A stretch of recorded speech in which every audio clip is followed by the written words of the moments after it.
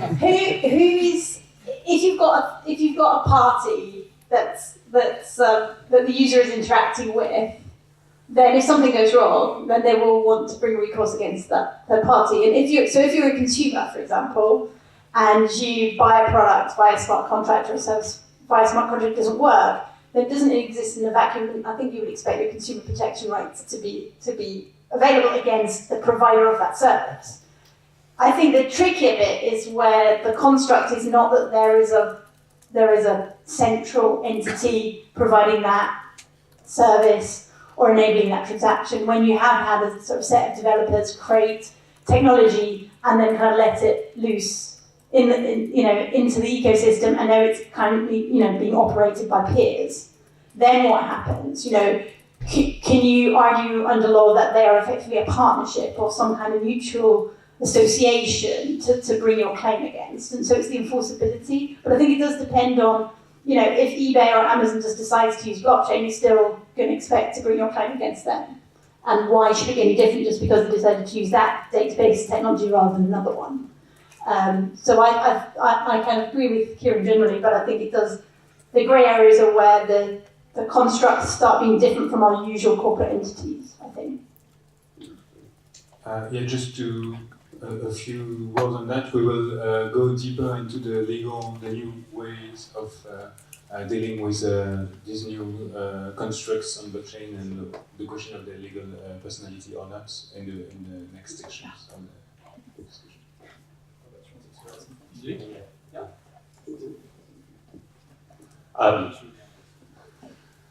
Robert Ariane from the Open University. It's just following up on something Claire said earlier, and it's something that sort of strikes me about the expectation that surrounds smart contracts. Why they seem to exist in this other world of contracting that is de facto more open and public, as opposed to existing in a sort of a more private, discrete sort of environment. And the point being is that why should we assume that there would be the facility for someone to intermeddle with the code if it's contained within a permissioned chain, for example, unless you've got a malicious actor within an existing kind of corporate environment or whatever it might be, which is entirely possible. But again, there's nothing particularly new about this. So I'm kind of intrigued by this idea of what the motivation for the intermeddling in a particular contractual state would be in order to affect outcomes of the contract that were not necessarily intended by the parties.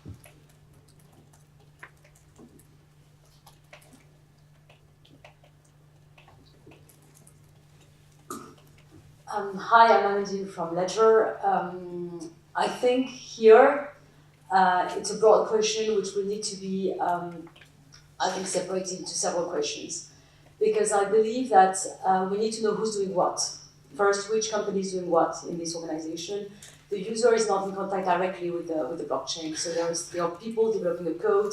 As you said, there are people offering a service. So we need to categorize who's doing what. And then once we know who's doing what, we know which obligation is going to lie on which company. And then we're going to see which obligation has been violated, which led to actually this potential liability. So I think there might be a first step, which is who has what obligations, to know who's going to be liable for the breach of this obligation. And because not everything is going to be about the code, there might be other obligations, that the security obligation, if we talk about the security, then it's going to be the developers, for example. If we talk about the service rendered, and the service is not rendered, then it's going to be the one who actually thought about the service at first. So I would definitely go back one step before to exactly who's doing what in this complex set of smart contracts.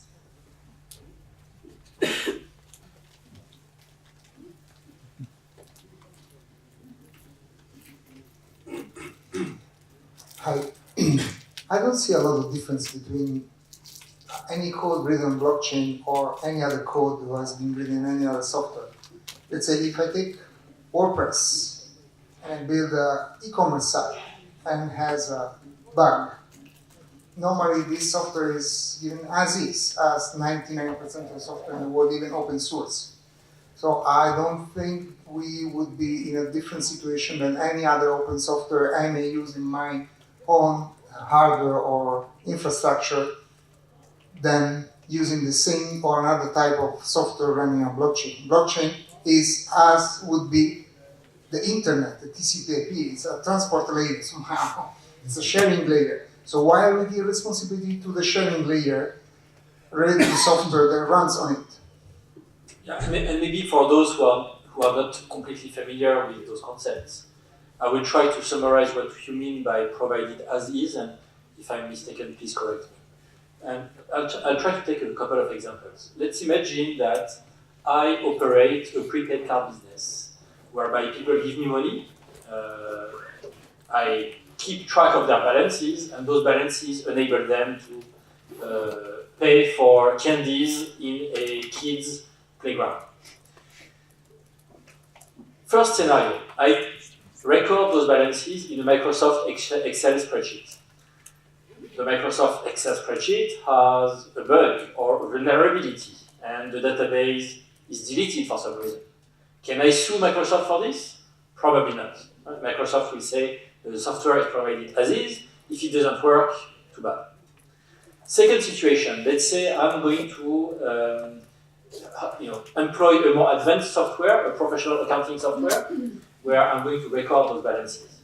And this software will typically have regular backups. Every day there will be a backup. What happens if the software crashes or it has a vulnerability and is hacked by a third party? In that case, the software provider will probably say, look, I can provide you with a backup of how the balances were 12 hours ago. Anything beyond that is not my responsibility. And so if I'm incorrect, let me know, but I think those are examples of what we mean when we say software is provided as is. Do you want to jump back on this, or is Hi, I'm Jeremy Lawson from the Observatory.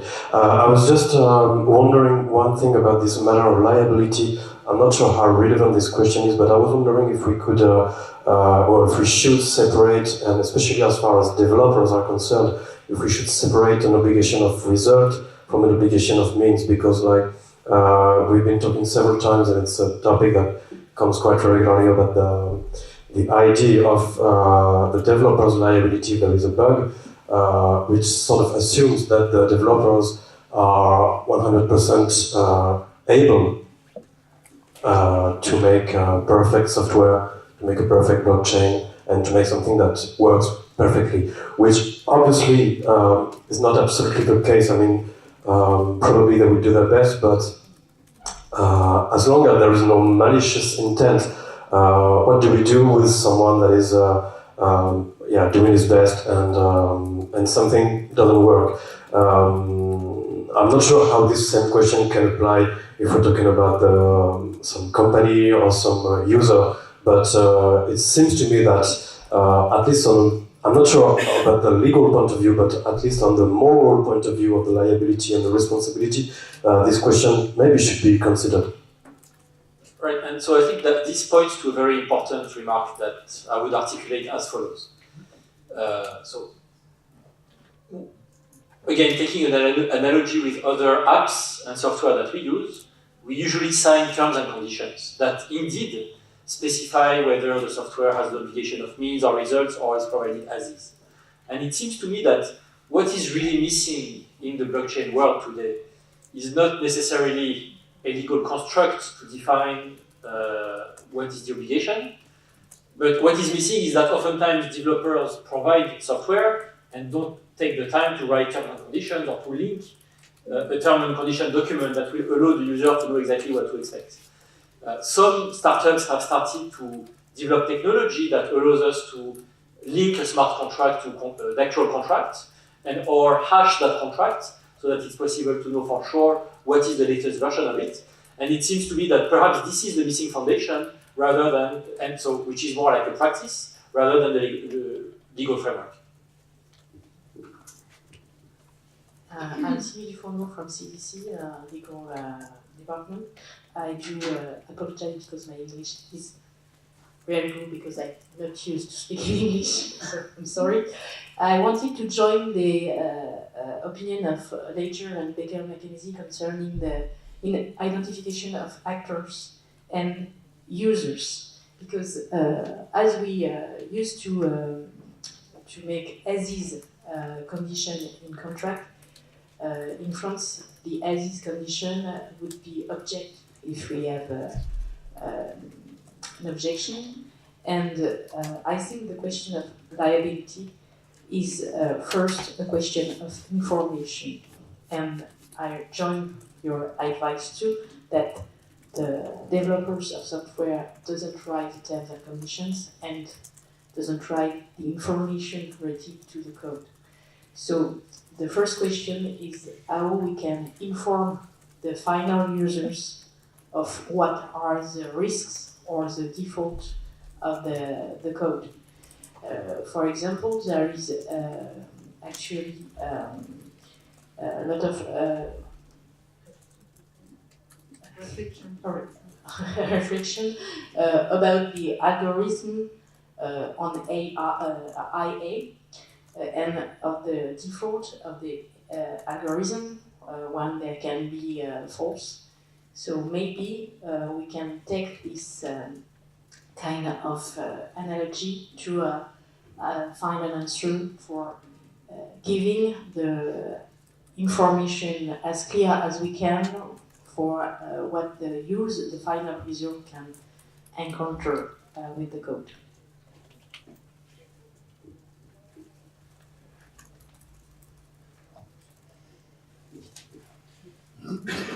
Hello, my name is David Sommerlainen. I'm from Swedish Library District.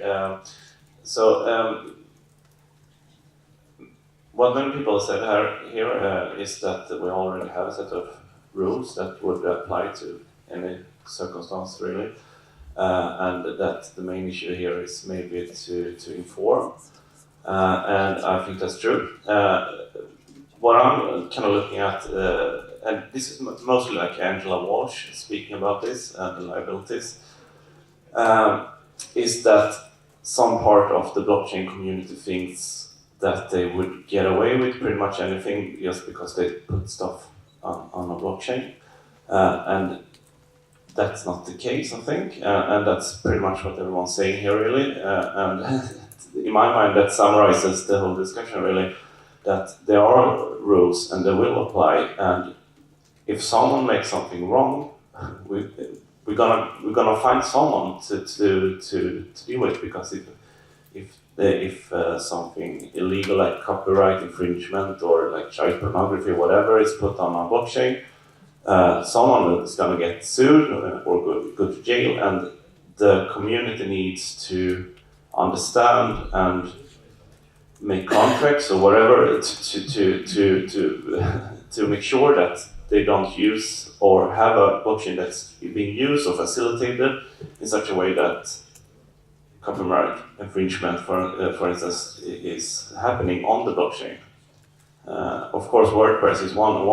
I mean, you can put stuff there, but then you also have like contracts that says that you shouldn't do it. The thing is, some developers think that they could just put up the blockchain and will be autonomous and people can do whatever they want to, and I would argue that that's not the case. That's a lot of yellow vests. So we are going to take one or two more questions and then we will follow up on the next themes. Chiara, maybe first. Yeah, sure. Gentleman here was before Chiara. Gentleman, who is the gentleman? Red pullover. You raised your hand. Yeah. Robert. Oh, sorry. Well, it was okay. Yeah, it's me. I feel so. If you don't want to talk, no, it's fine. Just trying to ready be fair. I don't want to talk. No, it's kind of trying to find some clarity here, and the analogy between an engineer here sounds awfully like a solicitor, for example, or a notary drafting the contract, and for some reason that they would be held liable for mistakes in the contract that then occurs actually between parties separate to that. So I'm a little bit confused about the liability analogy attaching to the engineer of the contract itself. the liability that attracts to the contracting parties is a different matter. And unless we are dealing here entirely with autonomous contracts, maybe contracts devised by AI at a certain point, which cannot necessarily be traced back to being initiated by sort of human hand, if you like, then surely liability can always be traced to effectively the signature of the contract, in whatever form that that liability ends up having to take within the confines of contract law. So I think because engineers are surely just going to start insuring themselves against liability in these contexts, so it becomes sort of a moot point anyway. It's a sort of follow-up, so Chiara Mazzone from European Commission, DG Connect, it's a sort of follow-up question to what you're saying, but also a more practical one. Is it really, so there was the idea that we should be developing in terms of conditions, but who today really reads what we are signing at the end? So isn't there a better way to ensure trust in these new technologies? Because now you know that if you haven't read and it's still Microsoft or Apple providing you the services, you know who to refer to. So isn't there a best way to build trust in these new technologies, which isn't just terms and conditions which nobody reads and which for sure are written in a legal terminology that main 90% of the people or 99% of the people doesn't understand. And so what, imagine there's an on-purpose bug for receiving funds, as it was, I'm simplifying, oversimplifying the case for DAO, and it's an open software constructed smart contracts. Who could be really held liable for this?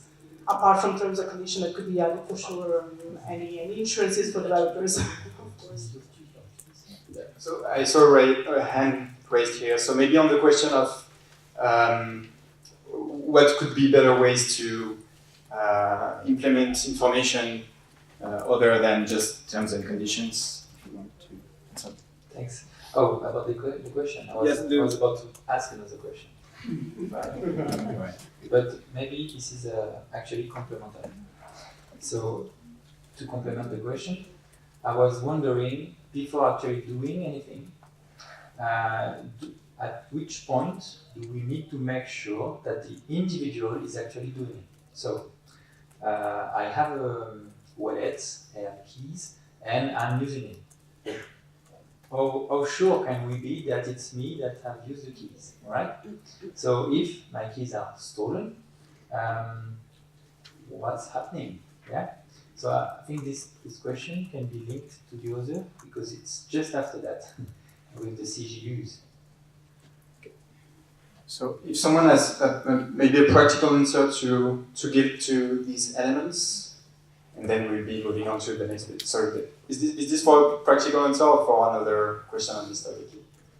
Practical answer? There was practical answer or practical answer? Yeah, sure. Yeah, because we do provide wallets, so I'm going to tell you what's going to happen to you if you lose or you're stolen your private keys. Well, unfortunately, it goes with the empowerment of the individual. If you want to be your own bank and actually keep your secrets, as the bank normally do it for you when you have a bank account, you're going to have also the liabilities that go with it.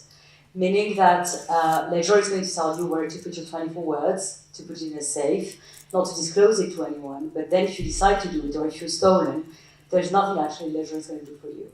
So it's going to be a sorry for your loss situation, and this is very clear in our terms and conditions.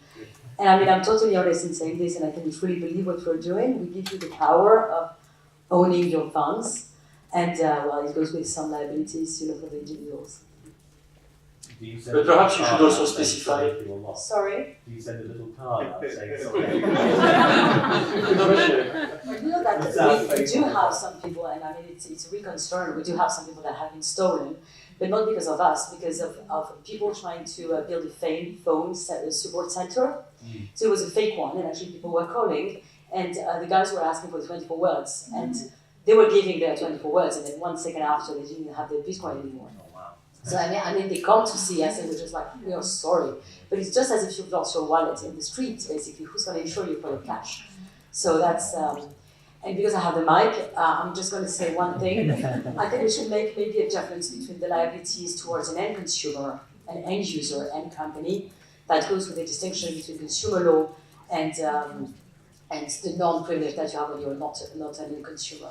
So there might be a distinction, and in terms of liability, do we talk about contract liability, or do we talk about regulatory liability, which would be a set of laws that would apply regardless of the terms and conditions? Okay, thank you very much. So maybe to summarize, what I hear from you is that we are actually acting in a world that is not regulatory vacuum. So there are a lot of regulation and legal framework that is already applying to this ecosystem. And there are many analogies that could be made with other types of software, but what might be missing a bit today is clarity from the provider part on what their software is meant to be, legally speaking. So this is what I heard from you today, with many more examples. And what I would propose is maybe to continue on a specific subset of this question, to continue with oracles. Claire, maybe you want to raise on that? I think you're all familiar with oracles, who are basically the interface between the real world and the blockchain, the way the information come into blockchain. And so maybe this question already has been answered by our representative of ISDA, the first answer, but we very often hear the question about what's happening when we have a failure of the oracle. Who is liable, who is responsible for the consequences of this information who wrongly enter into blockchain, and all the execution of the smart contracts are consequently wrong. You can have like a wrong payment triggered or a wrong right attributed.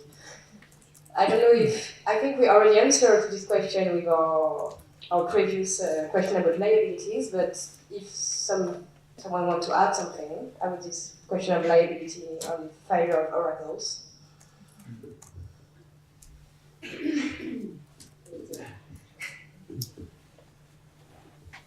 I think that's good.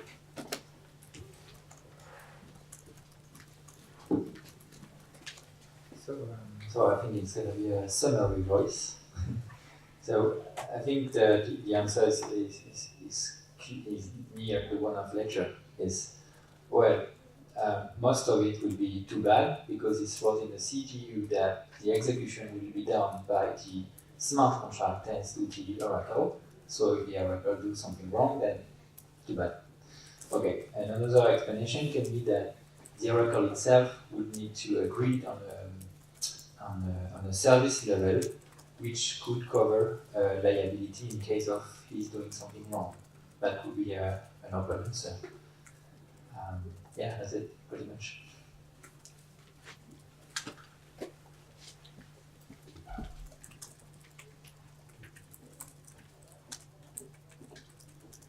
Yeah, about the oracles, I'm wondering because the main legal question that the blockchain is raising is the fact that its decentralized nature is makes it very difficult to make one person responsible for something. But the point with the oracles is that it brings back something centralized or at least localized. So I'm not sure we're talking about the same thing. So it seems like there are two different discussions, like what do we do with decentralization and liability, and it seems that the oracle's problem is almost a matter of traditional law. I might be wrong about this because I'm not an expert in law, but yeah, that was my question or my comment.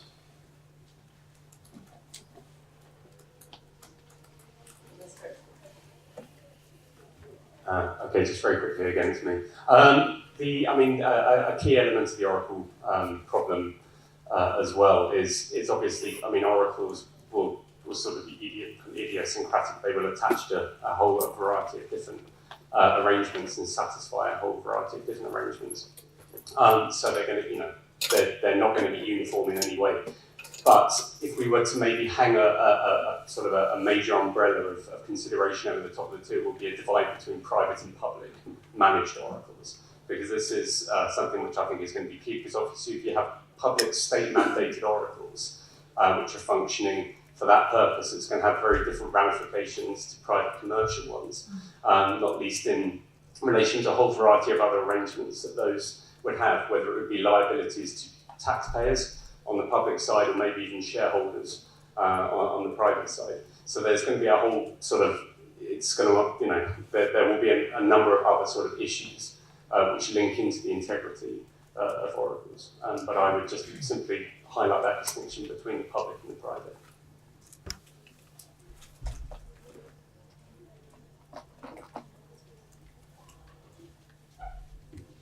Hi, I'm Julie Mohan from the IOTA Foundation. I think that here it depends on what type of oracle we're talking about. Essentially, I mean, you have some sorts of oracles, like in IOTA we use a lot of sensor devices, where we're gathering data from sensors and then putting it on a ledger. And in that system, the way that I view it is in terms of best practices. So if you have a bunch of sensors gathering data, you can also run analytics on the sensor network itself to see when one of the sensors is malfunctioning or being tampered with or something like that. So you consider it a not good practice to not monitor your sensor network in terms of monitoring, in terms of best practices, but making it a legal requirement, and I see it more in the best practices category than in, because we're also still in the early days with machine learning and monitoring of mesh networks and sensors and things. If you have there are other situations there where you have essentially a very complex oracle, like some kind of a certification body or standard setting body that provides a stamp of approval before putting some sort of information on the blockchain, like a lot of the use cases that you see about sustainable development certifications, fair trade certifications, etc. There you have somebody who's standing as an intermediary applying an already existing methodology of verifying the means in which that product was produced or mined or whatever. And then that entity serves as an oracle. So in that situation, again, you basically have something similar to an SLA about the liabilities of the certifying entity. It's no different to put it afterwards on a blockchain than to just send it by email or put it in some sort of regular database. Okay, maybe just a last question before conclusion. Thank you. So I have more of probably a question actually for the room rather than a comment. So just looking at the second question, how to revert the consequences of wrong execution in case of a failure of an oracle. So I made the point earlier that I think, to my mind, there isn't necessarily anything different about this versus things that already happened. But I guess there's an interesting question around whether or not, given the way in which some of these solutions are constructed, so blockchain, the immutable nature of it, etc., whether actually all contractual remedies would be available to the parties in the event of an error. So I've heard, for example, some people suggest that restitution, for example, might be problematic, just given the nature of the technology and the construct. I was wondering if anybody had looked at that and if anybody had any thoughts on whether or not there might be issues with traditional contractual remedies. We have an answer to this question? Is anyone else saying anything? It's an answer to this question. Yeah, I just wanted to, I wanted to give more Okay. In short, yes, I am. I mean, I'm very interested in the remedial sort of outcomes of this, and restitution, I think, is a very interesting issue. I mean, I'm taking this from sort of a lead from Werbach and Cornell's article, Contracts Ex Machina, which kind of raises this interesting point about the shift in the poise of litigation. So the possibility of a shift from performance to restitution. Now, this comes back to a point I think I might have made in the previous session, that the possibility of litigation is not necessarily going to be mitigated by this, and we are indeed still going to see a great deal of litigation, a great deal of traffic through the courts, looking for restitutionary bases for contracts which have performed without. So there's not going to be any necessarily emphasis on that. And I mean, I think there's generally around smart contracts, there is a lot of work to be done in relation to a whole variety of different remedial outcomes, whether it's ratification decisions, so on and so forth, and how these fit into various sort of laws of restitution and unjust enrichment. I don't think any serious work has really been done around any of that at the moment. And yes, I think it is certainly very important.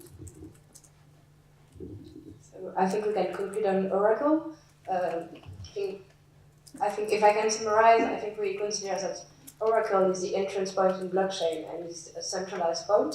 So all the issues around oracles are actually not specific to blockchain and should be solved by the current regulation and by the usual framework. Even if we have some few new questions linked to the reverse remedies and when we have the wrong executions, and maybe we could go deeper in this question in the second part. And we're gonna go to the next topic with legal recognition of smart contracts. Yeah, so now we will be making a step back, I think, going more into what is exactly a smart contract, and more specifically, how can we recognize and how should we recognize the effects of smart contracts in the law in general.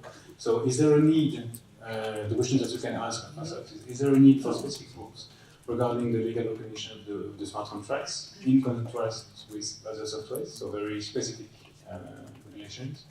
And maybe the sub-question is a smart contract a legal contract? I think we can answer those two questions at the same time. And then, of course, if we are wondering about the legal effects of those contracts, we have to wonder whether existing regulations in Europe and in the member states cause some frictions on this legal recognition of the effects of the smart contracts.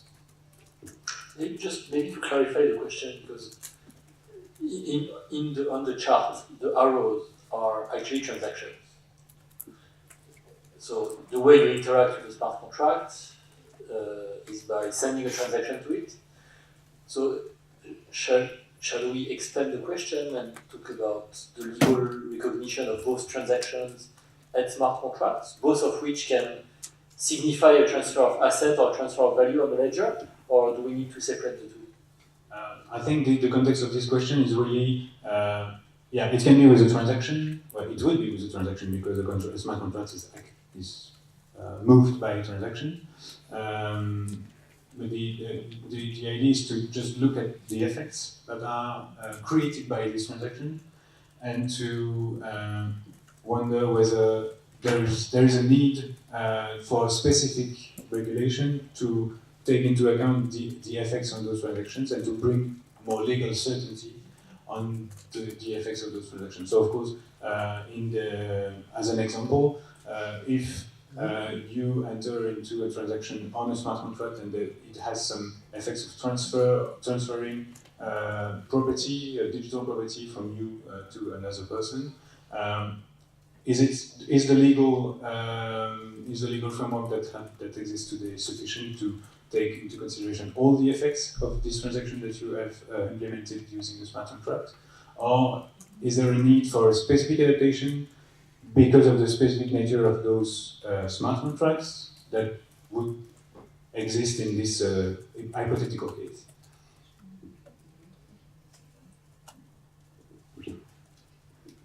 You have some views about this topic, Nadia?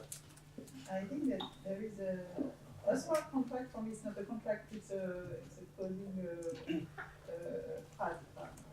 So you can have a smart contract as a contract. We can use the I said that for me there is a third level, because for me smart contract is not a contract, okay? It's a code who can provide some transaction automatically by endogène, je sais pas comment on appelle ça. Intrinsic attributes in the code, or attribute coming from us outside that you can name Oracle if you want, and it's not a contract between parties. After, if you can use it as a contract, perhaps like a support at an execution of the contract, but I think there is 3 situations and not 2 situations, and more than that. But I let Sylvie. Frankly, when I heard Nadia, I agree with her saying that the smart contract is not a contract, it's first a program. But if we think about the use of a smart contract, because that's the question, a used smart contract, is that a legal contract? Frankly and personally, I don't really catch the question, because in French law, the essential element for a contract is to agree on the object of the contract and the price of the contract. Is that two parties agreed on that? The question of identification of the party is not, maybe I didn't understand, but, and I meet somebody of the University of Lille who is a specialist of contract law, but the party, the identification of the party is not an essential element. The essential element is that two parties agree on product and price.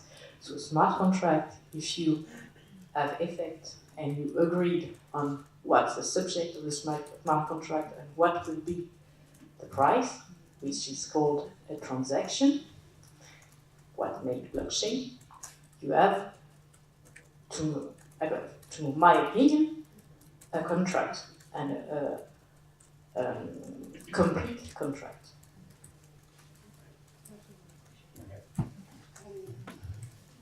Yeah, I just have one comment on that. So it implies that when you make a transaction, you know what are going to be the effect of the transaction and what's going to be triggered in the smart contracts. So, and not everybody is able to read the code and to understand by just the code. So you need to have some kind of terms. It's not a question. It's not a question of reading the code. It's a question of being agreed on the object of the code. Yeah, but if you just agree and if you need for that to understand what will be the effect of the smart contracts to understand. Good afternoon, my name is Viktor Vajda. I'm representing the Hungarian Blockchain Competence Center, and I would like to join the point of view which was highlighted before me, because I think that smart contract is a type of method which has nothing to do with the normal terms of the contract. During the pre-contractual negotiations, there's no role for smart contracts. Even the formation stage is not markedly different in case of smart contracts, because parties must agree to some set of terms that initiate the program, and we use the typical type of consensual methods or general terms of conditions. So the smart contract has no role even at the formation stage of the contract. Then the stage between the formation and the performance offers either no space for smart contracts. Where the role comes for smart contract is the performance stage itself, because it can execute what's typed into the code. And there's where we have to differentiate between weak and strong smart contracts, because should the parties be able to modify the contract or request the court to have their contract modified, this is what really matters, because in case we have a weak smart contract which offers the possibility to be modified, then I think there's no real advantage of the smart contract itself, because this is kind of an equal one to a paper-based traditional type of contract. The liability stage is it also arises lots of questions, because this leads us to the another question: what type of connection does the state have with the smart contract itself? Does it have a legal recognition or a neutral type of connection? For example, but I'm not an expert on common law, but without consideration, a contract is a so-called nudum pactum, a nude agreement which is not valid. Or the state can ban the contract, for example, trading of guns or trunks, something. And this is not a special question of smart contracts itself, but a regular one which we do face in traditional regular relations as well. So basically, I think that the smart contract is not smart and not a contract either.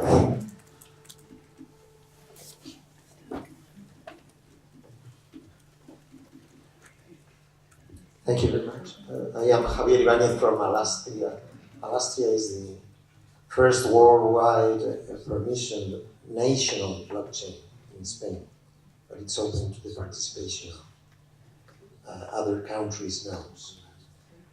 Some of the questions that have been posed here have been already set forth in previous theoretical research in Alastria works.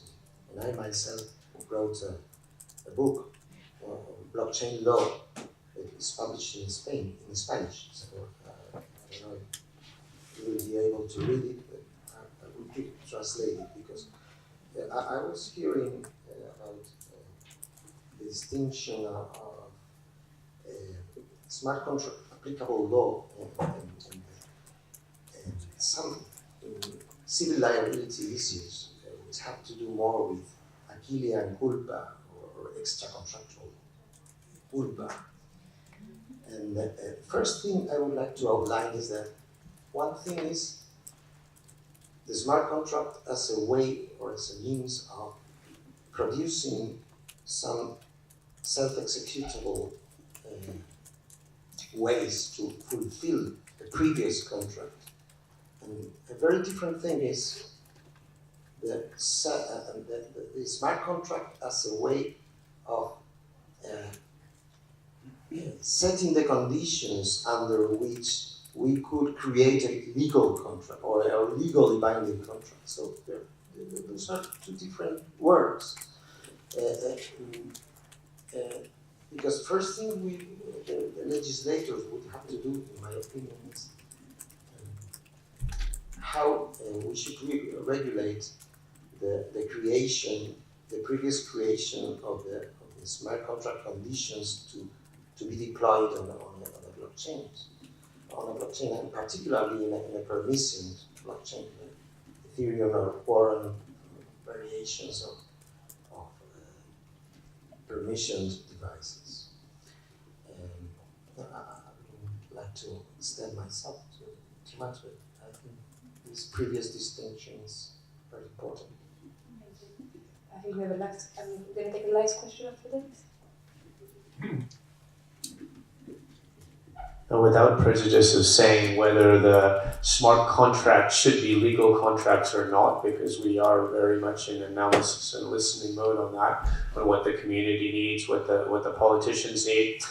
Exactly what I was going to comment on was, I think, this very accurate French comment, because last year we brought together a group of lawyers, I mean, a few of you are here, from all around the European Union, and to summarize, in a very basic way, one exchange, a French lawyer said a smart contract could be a legal contract, and almost immediately a German lawyer said, no, where is fairness, where is revocability, where is so on. So for us, this signaled, and for this is the problem for us, if it does become a legal contract, or if some countries wanted to and others don't, that you might have smart contracts, whether on the European Blockchain Services Infrastructure or Ethereum Enterprise or Hyperledger or IOTA or R3, Corda, wherever, that are, how to say, stopping at the borders. And then we have smart contract ecosystems that are in some countries legal and some countries not. And this is what we want to avoid. But again, we're listening to you, what the majority view of the community is, whether they should be, I don't know if we can make them smart, but I mean, there are ways with requirements that if people want to make them contracts, you could have a set of requirements for them to be valid contracts. But that's jumping ahead. Maybe I'll try to summarize what I've heard so far, and then maybe a few people here. So it looks to me like, so if I buy bread at the bakery, I'm entering the contract with the baker. However, the exchange is not the contract itself. The contract is the commercial transaction that has a subject and a price, right? No? Yeah, exchange and your price. Yes. And so it looks to me like when I'm using a smart contract to transact with someone, there is an implied contract in the same way, but the smart contract is not the contract. The contract is the implied terms that we have agreeing to enter a set of exchanges. And the smart contract is purely the tool that makes those contractual exchanges happen. And I think, so there is a contract, but it's not the smart contract. One way of, if that's one way of rephrasing whatever. Do we have a reaction to that?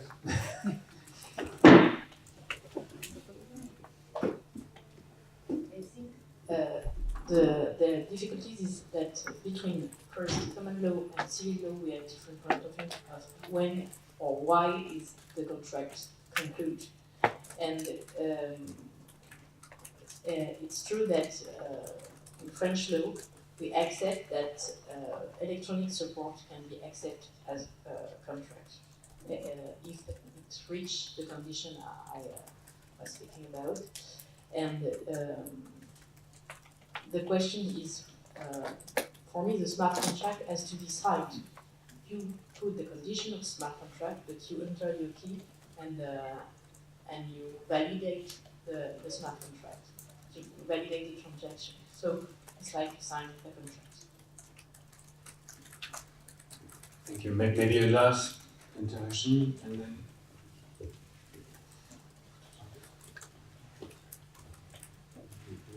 So I think answering back. Frustration here.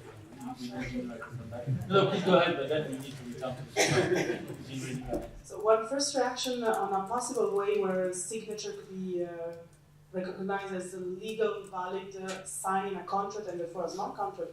For instance, in the eIDAS framework, which is the framework for e-identity to be interoperable and cross-border in Europe, which is a regulation which is in place today, you have the use of e-signature that gives legal recognition to what you sign, and therefore I think if a smart contract use, for instance, eIDAS framework, this could be considered as legally binding. On the other side, sorry for the stupid question, but who should be recognizing, the question for me is more who should be recognizing that an asset transfer on a blockchain is legally valid. Because if I decided that I want to transfer or that I want to buy the ownership of Ludovic House to me and I do it through a blockchain and it's not valid, this is not valid, full stop. So, it's an open question, should be a state saying, yes, now I recognize everything that goes on a blockchain, which is, for instance, let me correct if it's not correct what I say, which is Italy, that introduced an amendment and say that everything that goes into a blockchain should be considered as valid. I don't know if this will be bearable or not, but should we be going to that direction that member states at European level do take kind of legislation or any other form to recognize this as legally valid or not? Or can we consider that existing framework, for instance, signing transaction through eIDAS or any other means should be giving legal validity to the smart contract? Yeah, maybe to add another example to this, there is the blockchain ordinance in France to recognize the registering of a security on blockchain as being the security itself and the transfer as being the transfer of the security. Yes, unlisted securities.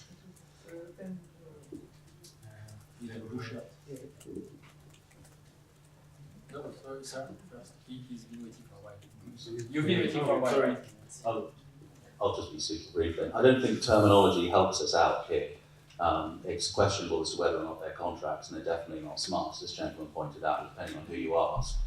And someone suggested that, given what they are, that they should be called programmatically executed transactions, because pretty much what's going on.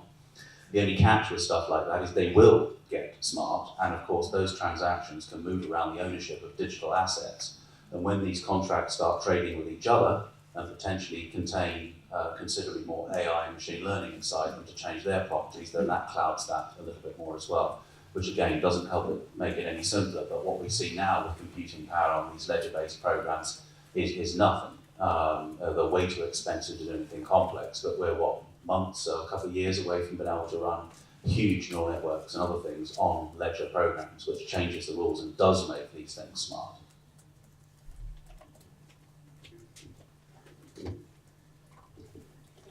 Ivana Skutativa from Tilburg University. So going back to Chiara's question, I think like saying that everything that goes to a blockchain is a valid legal transaction is a little bit like saying that the paper on which the contract is written, it matters for the validity of the contract. It's a tool. We cannot say. There are legal requirements which are abstract, and if those are complied with, then the contract is valid. So we need to do it case by case, I think. Second, what I wanted to say is I think the problematic part is when the intent of the parties is to be expressed in the code form, and that's where the intention of the parties may be misunderstood and misinterpreted what the code actually is. Maybe the developer misunderstood, maybe the parties weren't clear. So that interface, that sort of bridge needs to be built.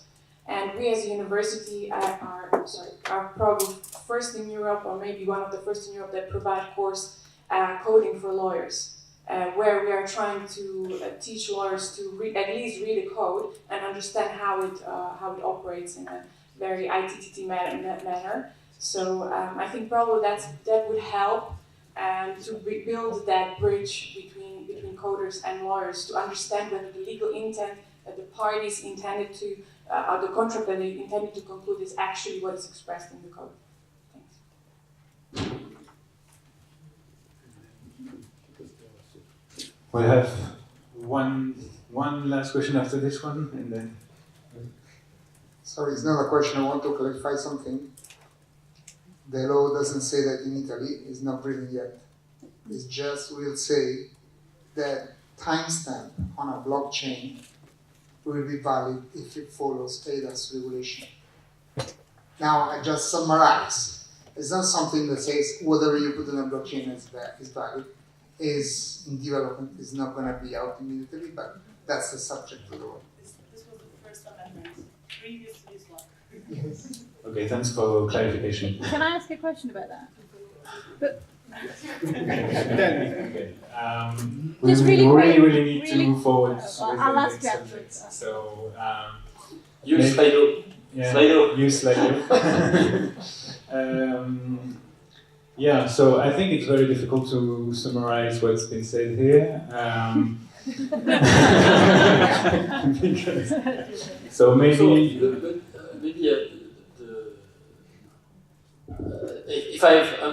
If I can try to summarize. So, first of all, when we interact with a smart contract, we do not sign the smart contract. What we sign is a transaction. And so, again, I think we're back to the fact that this discussion is about two very separate things. One, what is the nature of the contract that I'm entering with other parties when I'm signing a transaction? And B, what is the nature of the smart contract, which I think we've answered is purely a piece of software. And so, as part of the first question, which is what is the legal nature of a transaction that I sign when I interact with a smart contract, we've offered a few answers here, which is it is definitely more valid than less valid if the way that the transaction has been signed is compatible with eIDAS. And in some jurisdictions, that transaction has now been recognized as being valid as a transfer of value or a transfer of ownership. So I think that's what we've discussed so far. And you seem to be objecting. Well, we have the same objection, I believe, so. One objection. Please. It's not really meant to be an objection, but basically, let me refer to the. We are in the beautiful city of Paris, so let me refer to the French Code Civil, which has the old Article 1101, saying a contract is an agreement, a convention. Then the new Article 1101 saying a contract is a concordance of wills. So that's why I object to a smart contract to be a legally binding promise or a judicial act or whatever we call it. So it might be a form carrying the wills of the parties.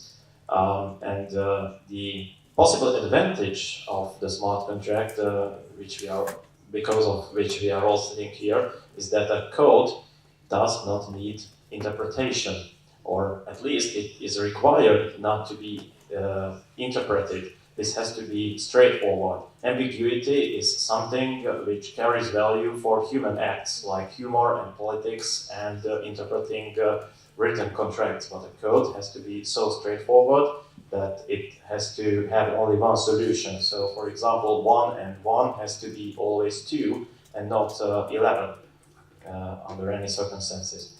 So that's why I'm objecting that a smart contract equals to a contract in the traditional way. No, I think we agree that I think that's again I didn't phrase it properly, but again, so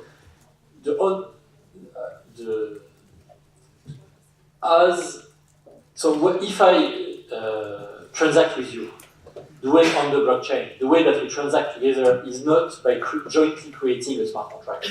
It's not that how it works technically.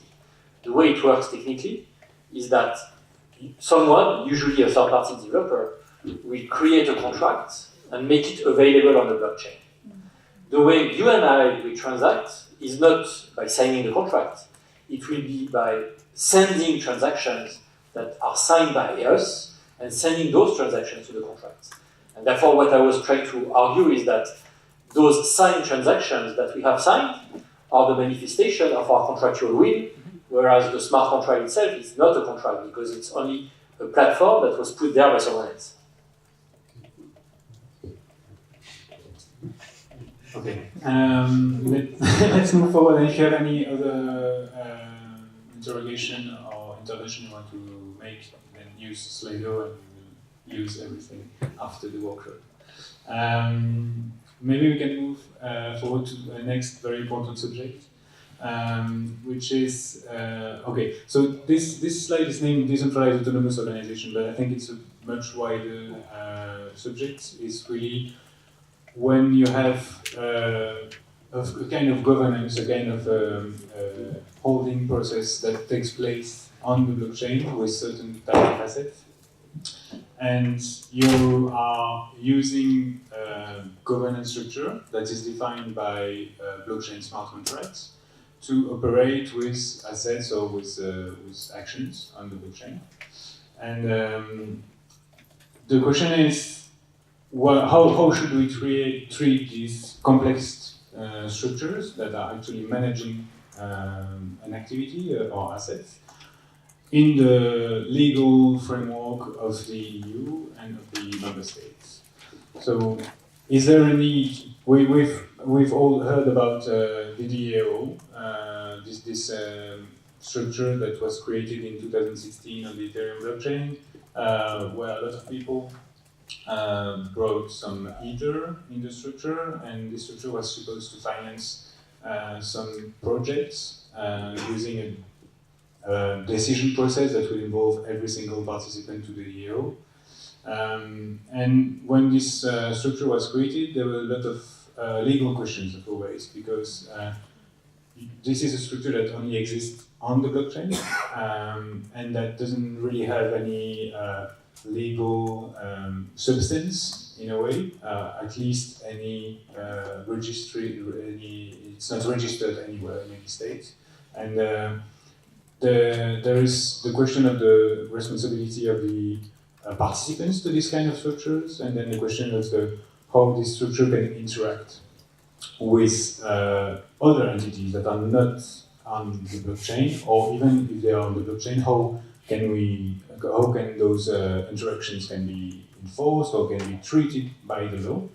And this is a bit of a prospective question, because these kind of structures are not very common today, even if there is a few existing projects like MakerDAO.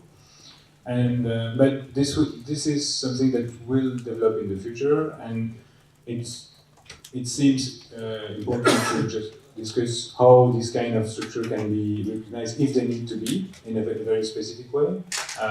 Is there a need for specific structures in the EU or in the member states to apprehend these kind of structures? And is there maybe a case for a kind of harmonization at the EU level for the to recognize these kind of structures?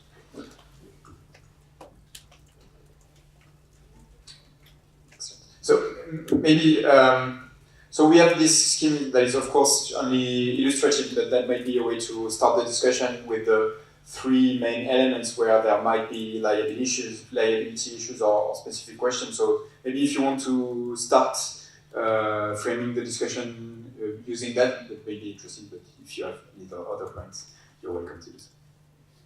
Oh, thank you. No, I was just going to make an observation actually that there's the assumption that these things are big, but actually they could be very, very little indeed. I mean, there could be billions of these things, and they could be spawning each other. So when we're thinking about issues over liability and legal recognition, we have to understand that there aren't going to be 3 or 4 of these things. They're not just going to be huge. There's potentially going to be very, very, very large numbers of them. I'm just not quite sure that everybody's understanding of DAOs generally encompasses that possibility. Is everyone on the same page on this? What's the difference between a very small DAO and a small contract? In the context of very small DAO, I'd say it's Sorry. The question was, what's the difference between a smart contract and a very small DAO, right? Whether or not they're given the autonomy to look after themselves independently of being poked with transactions or anything else. So I would look at them as autonomous agents, autonomous economic agents, the ability to do things independently of outside stimulation that may involve many contracts.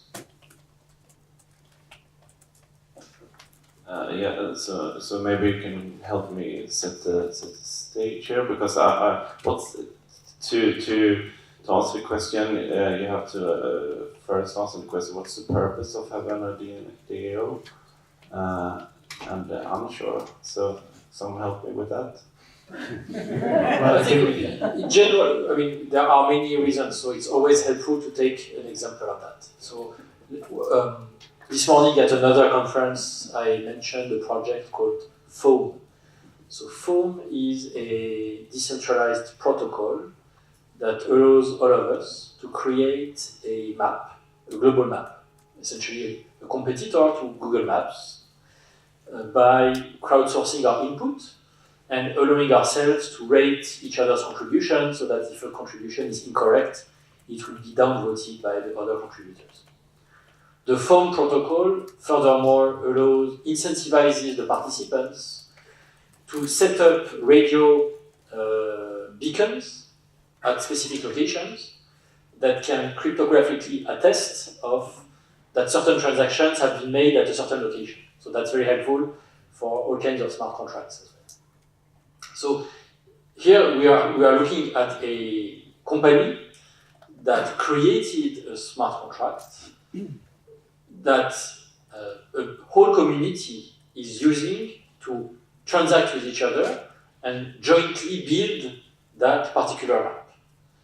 And I think in this slide, the question that we're asking is, assuming that the map has a road that falls into a ravine, if someone takes the road and falls into the ravine, who is liable? If there is no limited liability organization on top of that organization, could you make the case that every single participant of that community is infinitely liable for any damage that could be created by their joint production?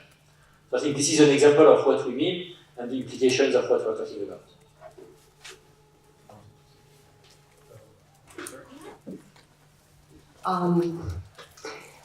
We've been talking a lot about contracts today, and I'd like to focus a little bit on some insights that are coming into contract theory from the economics discipline. And so if we looked at the theory of incomplete contracting, which is Oliver Hart and company, that said that when it's not possible to foresee all kinds of possible scenarios within a contract, that's where the assignation of property rights or decision-making rights that come with that assignation of property becomes very important. And I'm saying this because this is very relevant on the kind of structure we have when we try to develop business models on top of the technology. And in a traditional real-world economy, let's say a company that is formed to put in practice a certain business model has a certain structure, which is usually centric-oriented. It has a hierarchy, you have a board of directors, and that board of directors has a duty of care. It means they are responsible vis-a-vis the company, stakeholders, primarily to its shareholders, its owners, that's where the property rights comes in, but also to its employees and consumers, etc., that has been sort of expanded as a theory of the shareholder model. Anyway, there's a roadmap for that, and anyone who sits on a board of directors understands how important it is to put in place the right procedures to avoid issues, whether they're liability or compliance with existing legislation, etc., etc., etc. The problem that I see with the DAOs is that that seems to be relegated in sort of a diffuse realm of the unknown, in the name of efficiency and of a distributed trust. I'm not saying that we should keep a centric level model, but I'm saying that if we are disrupting corporate governance, we need to be able to provide also a robust roadmap on what we're going to be substituting it with. And what I heard sort of a little bit indirectly this morning when we were discussing in the other panel, the DAOs, we said, okay, we're going to deal with the fact that we don't know how to do exactly with the DAOs by creating APIs or SPVs. That's going to be an interface. And I can understand that as a tactical approach, but I don't think it's a strategic answer to the fact that we need to define what are the corporate, and if we don't call it corporate, you can call it anything else, but what is the governance framework that will provide a duty of care, accountability, distribution of accountability in a DAO. So it's an open question rather than a solution. Sorry, I would make a clarification because somehow a DAO is a smart contract. And there is no self-executing smart contracts. Smart contract is executed by a transaction calling a smart contract and receiving an output.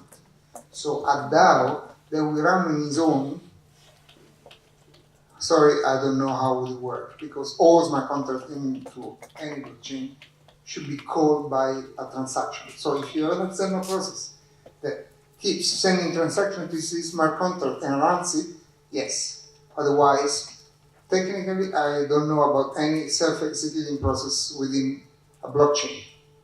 And a DAO is a smart contract.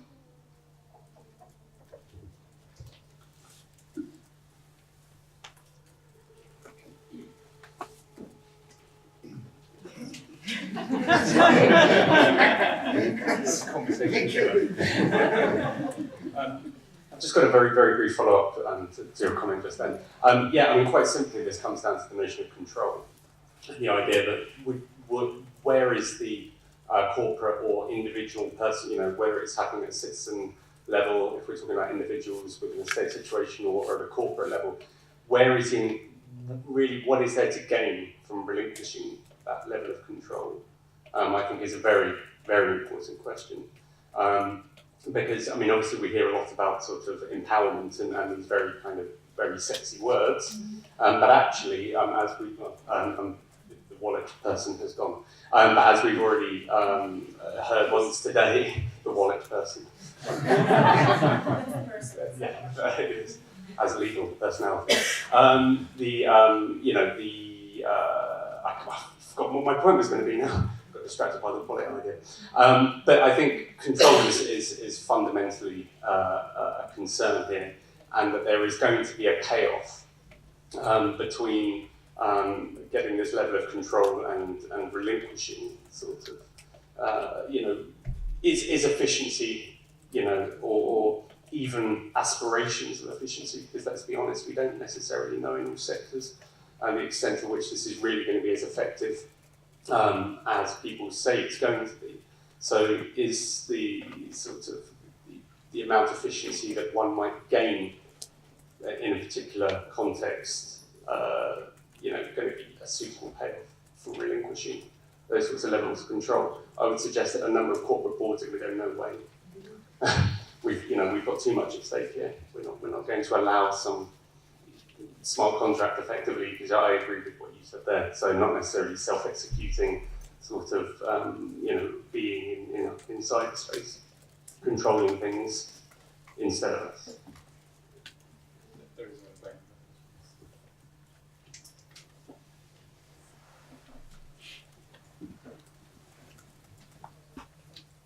Thank you. Maybe to add what you said about contract theory and the question of governance. I think this is not a thing that we can generalize. You can conceive of any form of governance structure for a DAO, and that's actually all the people or other entities that form the basis of this organization can create that and exceed it and exit it at some point. I think the idea, I agree, of being able to self-execute might be emphasized too much to some extent.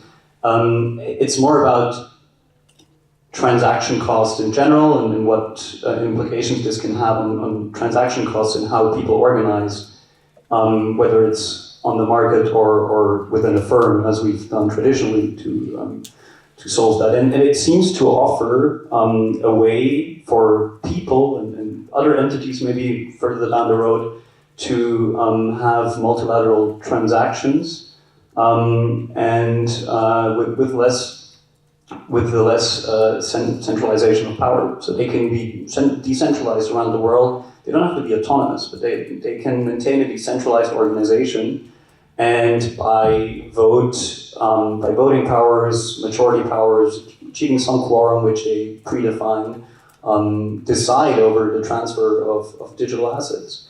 And I think the implications of that are quite large. A friend of ours, Christopher Ray, who's working for Ethereum, is even implying that this can be the third way of organizing, actually, between the firm and the market. And who knows? I mean, if there's no transaction costs, there won't be any firms anymore somewhere down the road. But I think from the recognition aspect there, that also relates back to smart contracts. What we said before, many legal frameworks provide for the recognition of such entities. We have many legal forms which are traditionally decentralized, such as an association.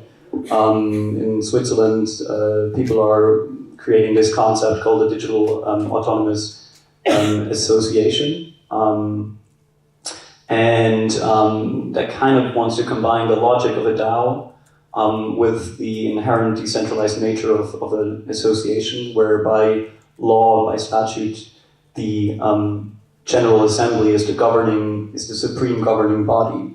And I think that's the idea, is you can take responsibility from the board and move it over more and more to the members here. And here they would be all still protected by this corporate veil of the association, which has legal recognition. But as with this and with smart contracts, I think the biggest challenge we face is if we take this singular view on jurisdictions, because private international law, I think, has not really been addressed that much. And this is one of the things that were alluded to before. And oftentimes, here again, people are transacting in oftentimes pseudonymous information basis, and I always think of this as kind of like a Schrodinger's cat situation, because you actually don't know which law applies, which regulation applies, whether it's actually even a valid contract until someone brings it in front of the court, and the court deems itself competent and then rules whether a contract exists or not.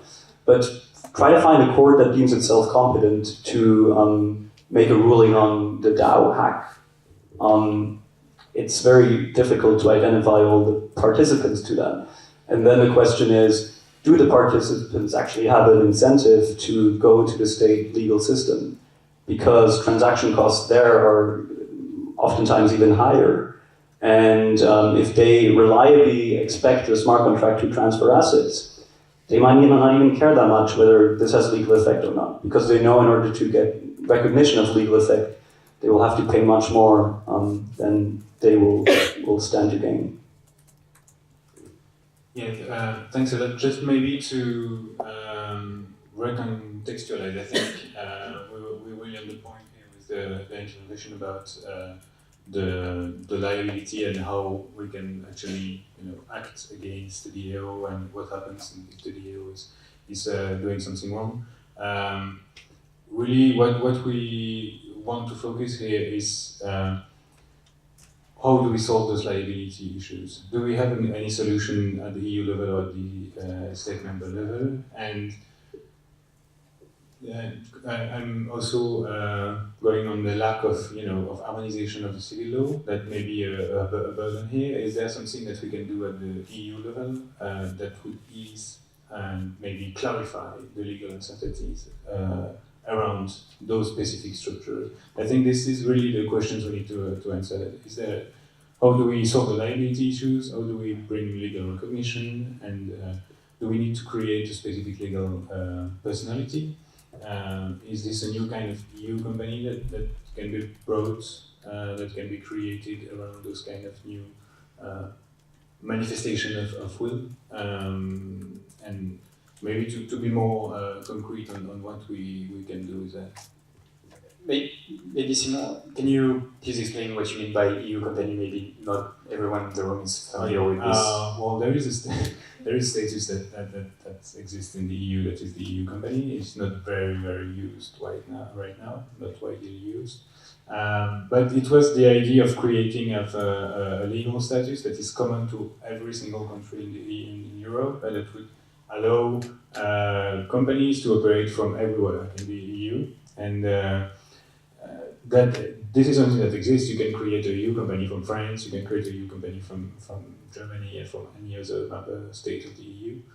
But there were huge limitations to this status that made it not very practical for the companies in the EU. But maybe that's something that can be brought back in the context of those multinational structures, because that may be a very good use case for a structure that is actually the same between different member states.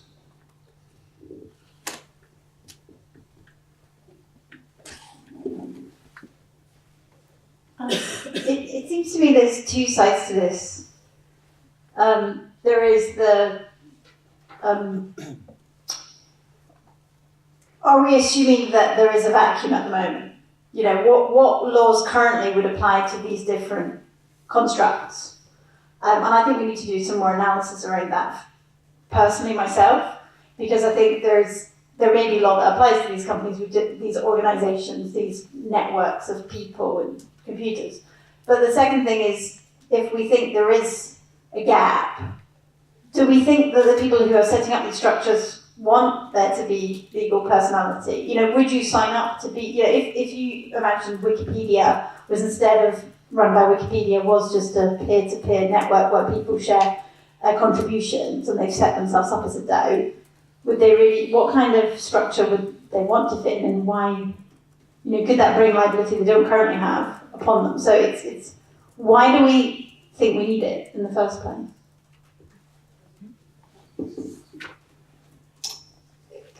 I have my own theory of what this is. I believe any kind of developed country has like a fixed number of legal entities which they accept to hold rights and obligations. And typically any jurisdiction knows what I like to call like the default entity, which is in Germany, where I'm from, the civil law partnership. And a common feature of this default entity, the entity which you end up with if you don't choose for anything else and comply with the regulation how to set it up, typically some notary or filing involved, the common feature seems to be unlimited liability of each and anyone participating in that. And there is a reason for this, right? So if you want to be sheltered by a limited liability, then you need to go for an entity which is registered, which can be recognized by everyone as being a limited liability company. And the problem with the DAO is a bit that everyone is assuming, nobody is liable for anything by using that code. But if people come together, join together to work on a mutual goal, then they are typically in such unlimited liability default entity. And the question is, that's obviously not very helpful. So the question is, under which circumstances do we want to permit a separate legal entity which has a limited liability for their members, shareholders, partners, however you call them? And there have been thoughts about this e-person, not sure if somebody had followed that. And the idea with the e-person was that this could only be allowed or permitted if there is an insurance coming alongside with that. So that could maybe be a solution also for entities of this type.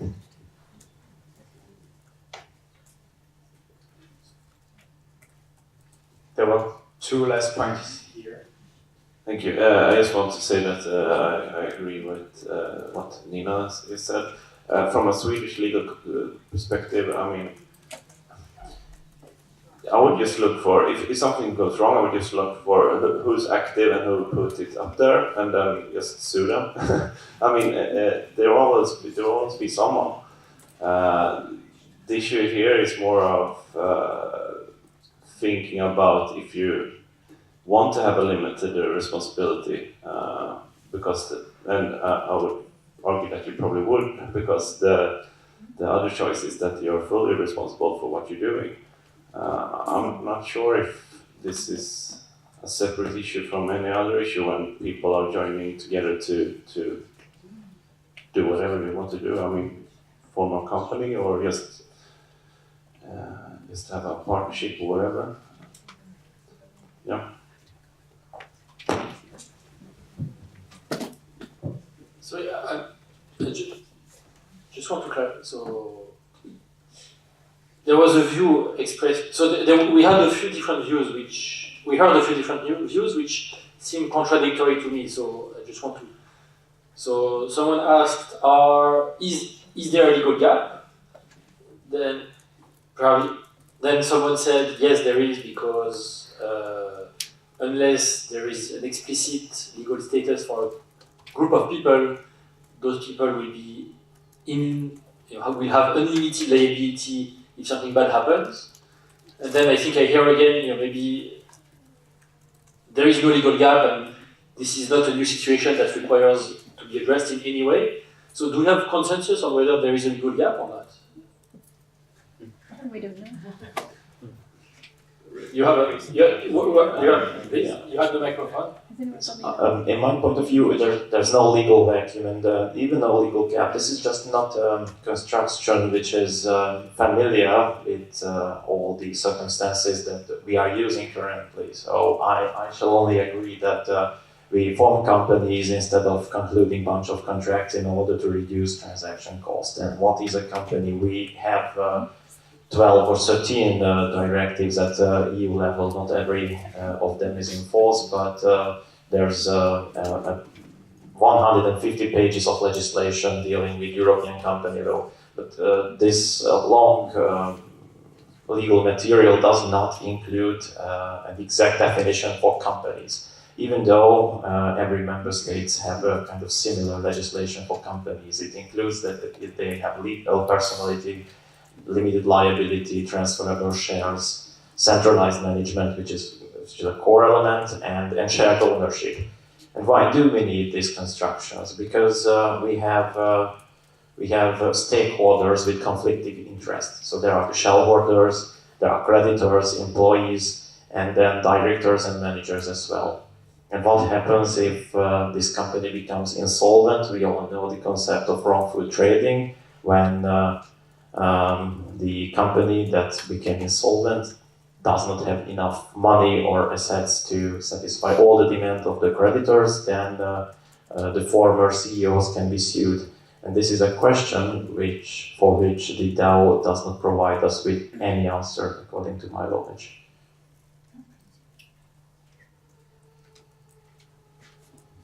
Okay, Simon, maybe you want to continue on on the next topic? I think the next topic is AS. So,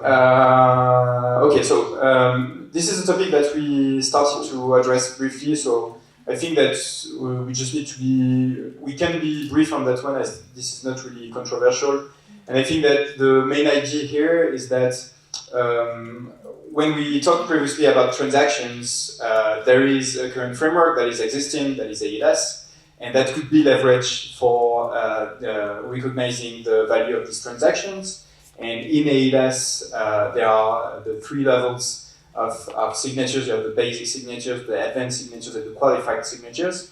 And I think that one question that could be interesting to answer here is where do we stand right now regarding what is being used? And would that be interesting to, from the level that we are right now, and it may depend, it may be case by case, is there any need for recognizing a level higher the transactions that are happening? Anyone has views on that one? Want to share?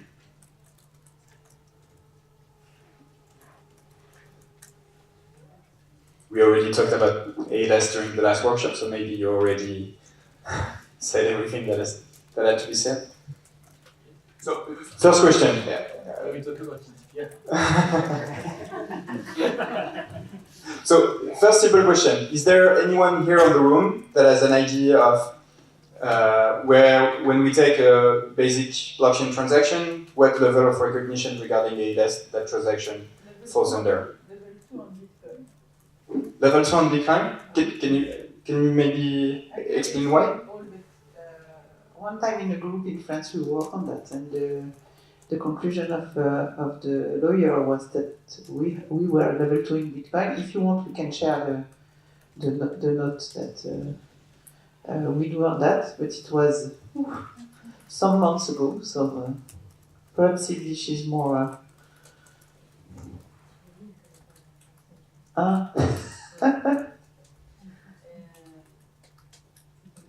No, I think that we have to contextualize the views of the EIDAS and the electronic signature of what we are expecting as a level of trust. So I heard, like Nadia, that Bitcoin was level 2 because of notably the capacity, the ability of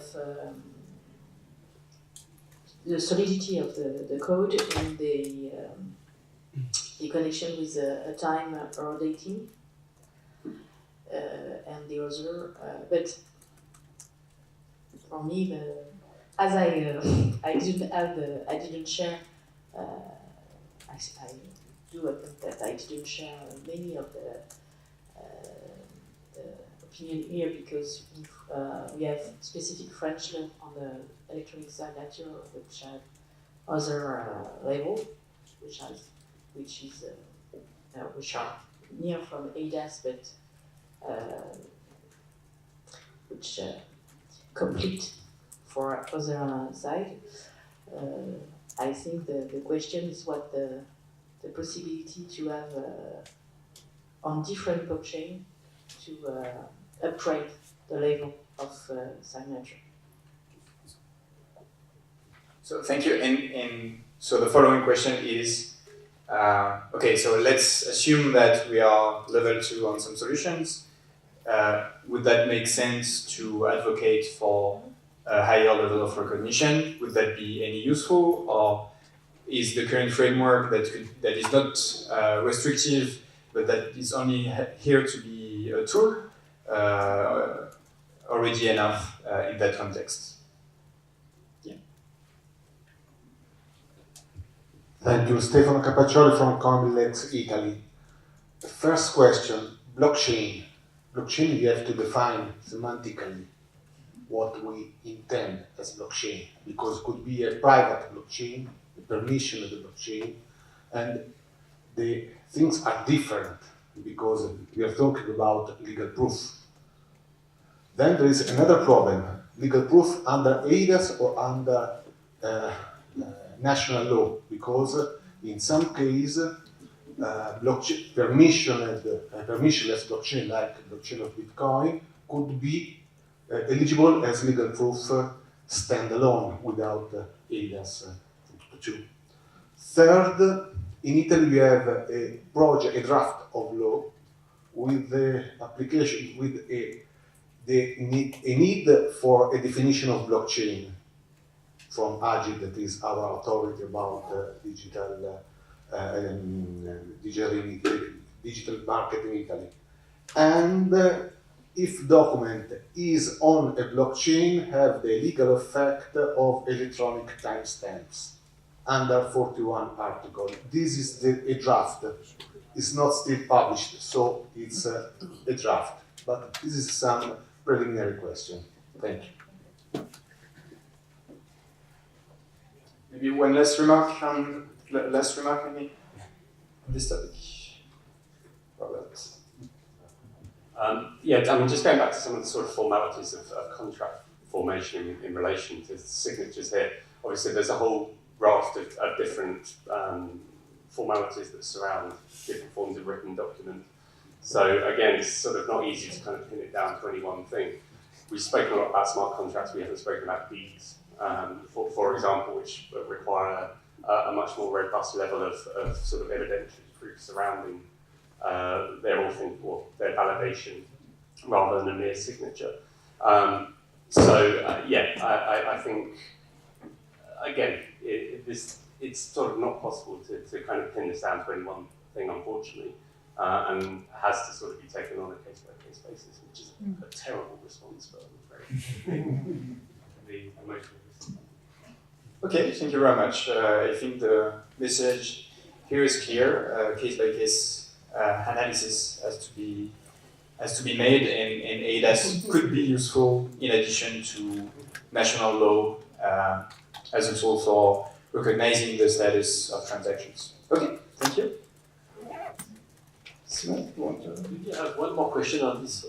Those levels, are they self-certified, or is there a need for?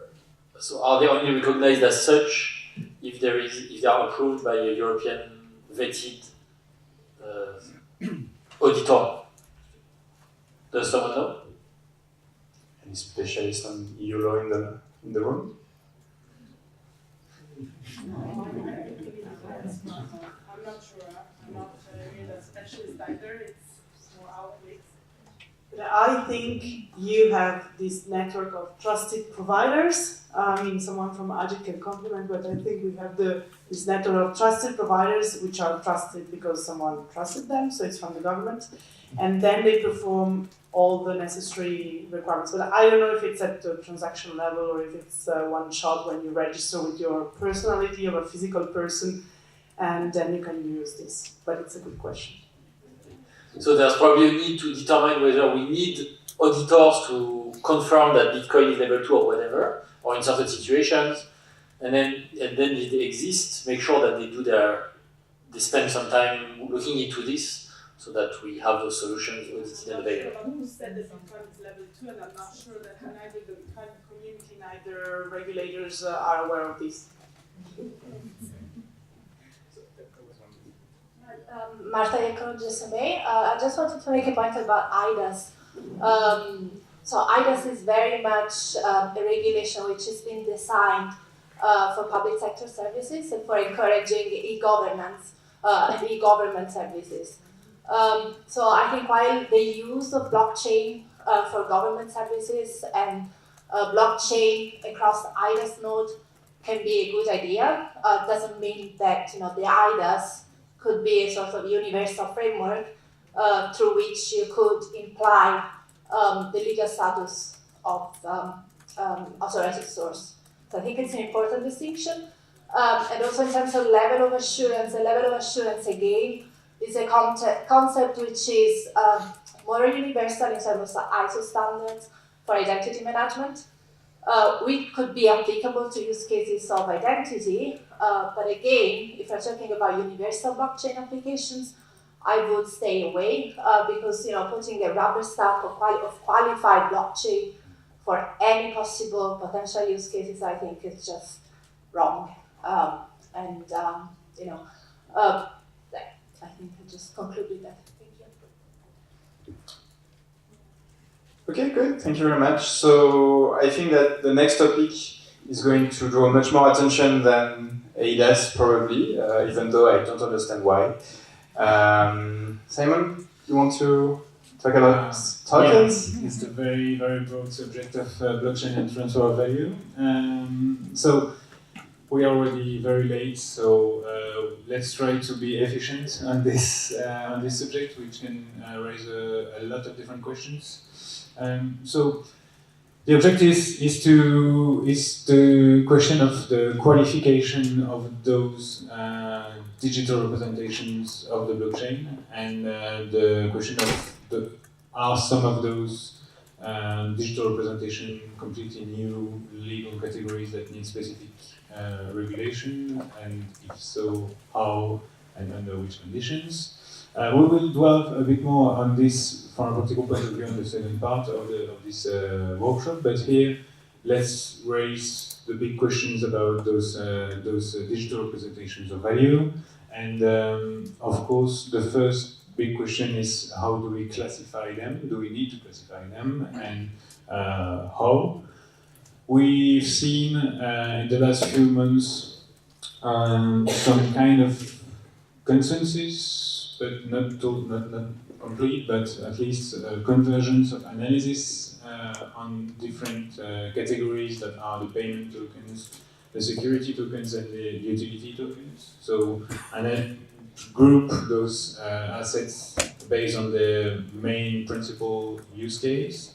Payment tokens being tokens that are used exclusively as a means of payments, security tokens being tokens that are used as an investment vehicle, and utility tokens being tokens that are used as a utility, as a use, for example, representing a right to a service or a right on a physical asset.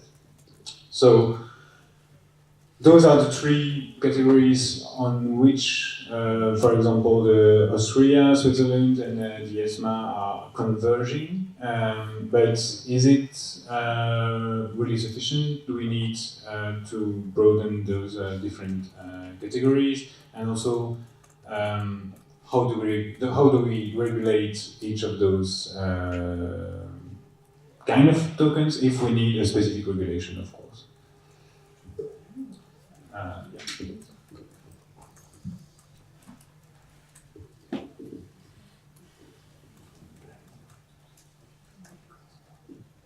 Thank you. I'm Anja Bedford from Deutsche Bank. We have discussions internally around payment tokens, because I think that definition is a bit misleading. I would prefer exchange token. I think that's the FCA is kind of going that way, because it's not an actual payment, right? Like what's about settlement penalty? Because a payment right happens with a currency. And we know that none of the cryptocurrencies are actually actual currencies. So I think potentially from a wording perspective, exchange token may be the better wording up for discussion. So I just wanted to raise that.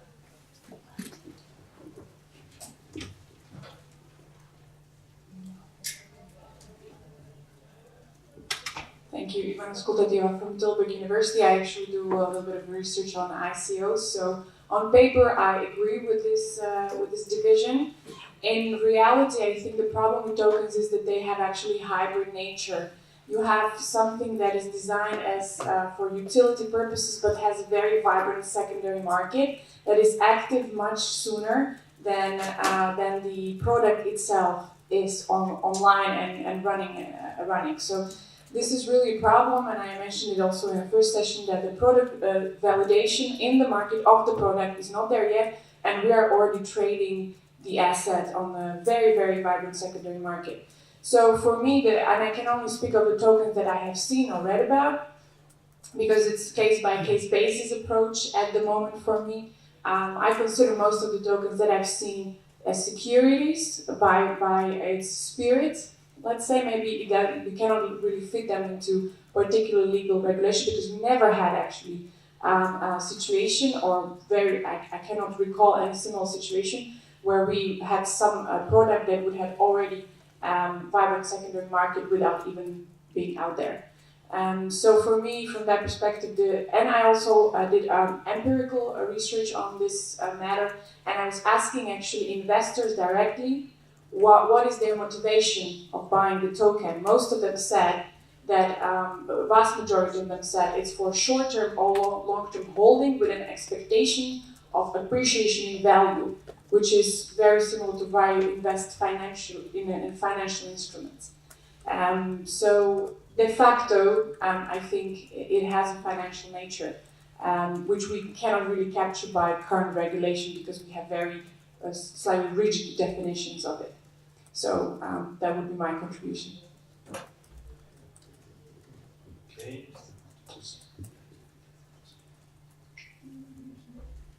Yeah, maybe I'm going to ask a stupid question, but just before we talk about tokens, are we all agreeing on digital assets?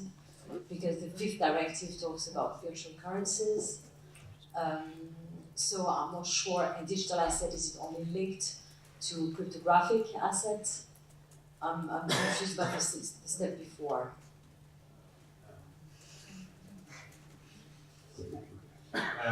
Yeah, that's an interesting question, but I don't think we can solve the issue of the definition today to find the perfect legal phrasing. Digital art. You can have digital art without token and without crypto. Digital asset is more large than the attribute of cryptography and token. What we are talking about. Yeah, let's just consider that here digital assets is tokens on blockchain, and just not because we can speak about that for an hour, I think. Maybe Simon. So first of all, yeah, you're right. There is a lot of things to discuss about this.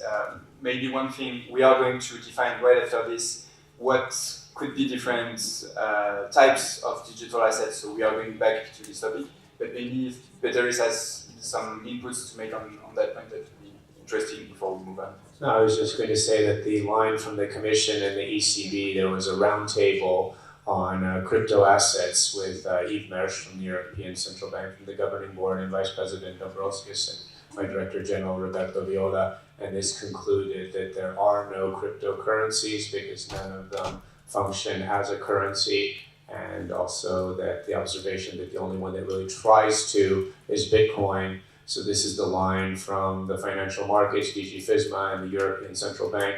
We know in the anti-money laundering and KYC, they were, I think, referring colloquially to what is often set out in the society so that people don't try to get away from, declaring these incomes by saying, oh, it's a cryptocurrency, not a crypto asset.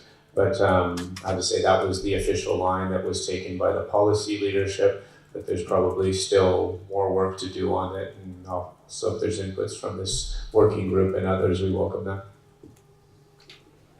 Okay, so we're talking about digital assets recorded on the blockchain, and we'll find an acronym for that later. Great. So maybe, yeah, okay, great. So maybe we can go to the next slide. Because, okay, so just before going there, is there someone who wanted to propose another classification other than payments, utility, and security? Or highlight any examples in the world of other types of classifications? For instance, CryptoKitties. CryptoKitties could be considered as a token, but it's not a utility token, it's not a security token, it's only a value-based token.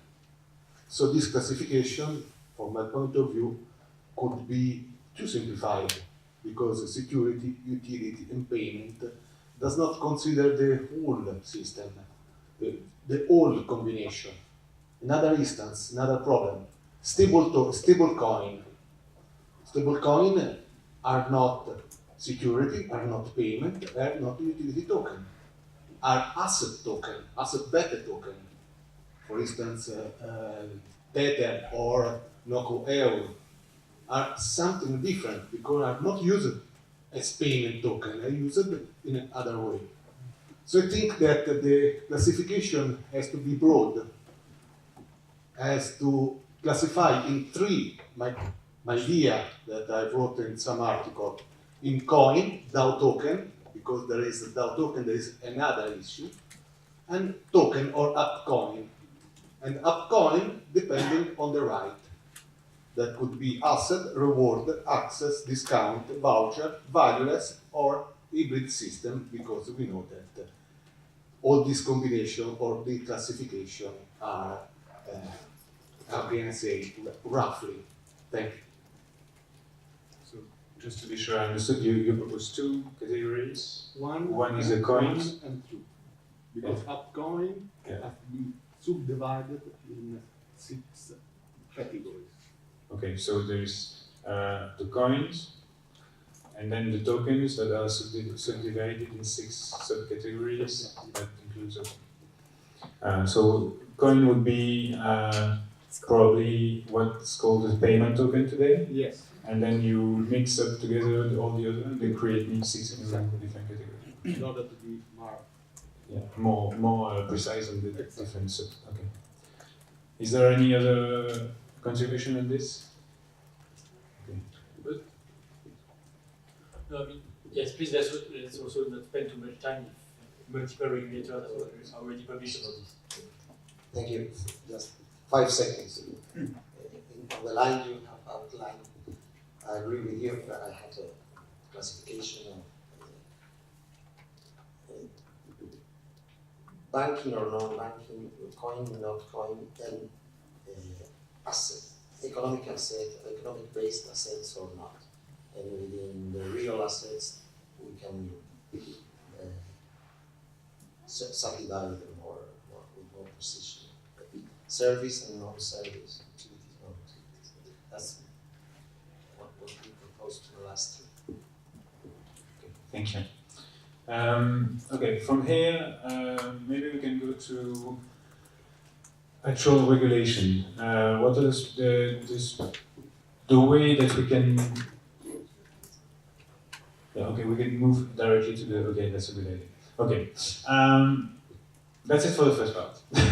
Thank you very much for all your contributions, and if you have any other idea, contribution, anything, there's also the sleep.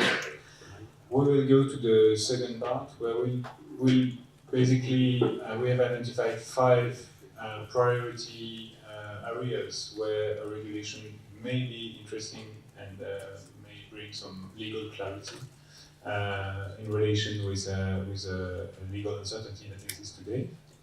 So we're supposed to go through these 5 different areas where we will bring some ideas, propositions that are partly coming from what we've been saying in the morning and partly from what we've been thinking about. And of course, those are open propositions, and the objective here is to maybe make some consensus or start of the consensus emerge, and to see whether we can bring some practical propositions from this working group.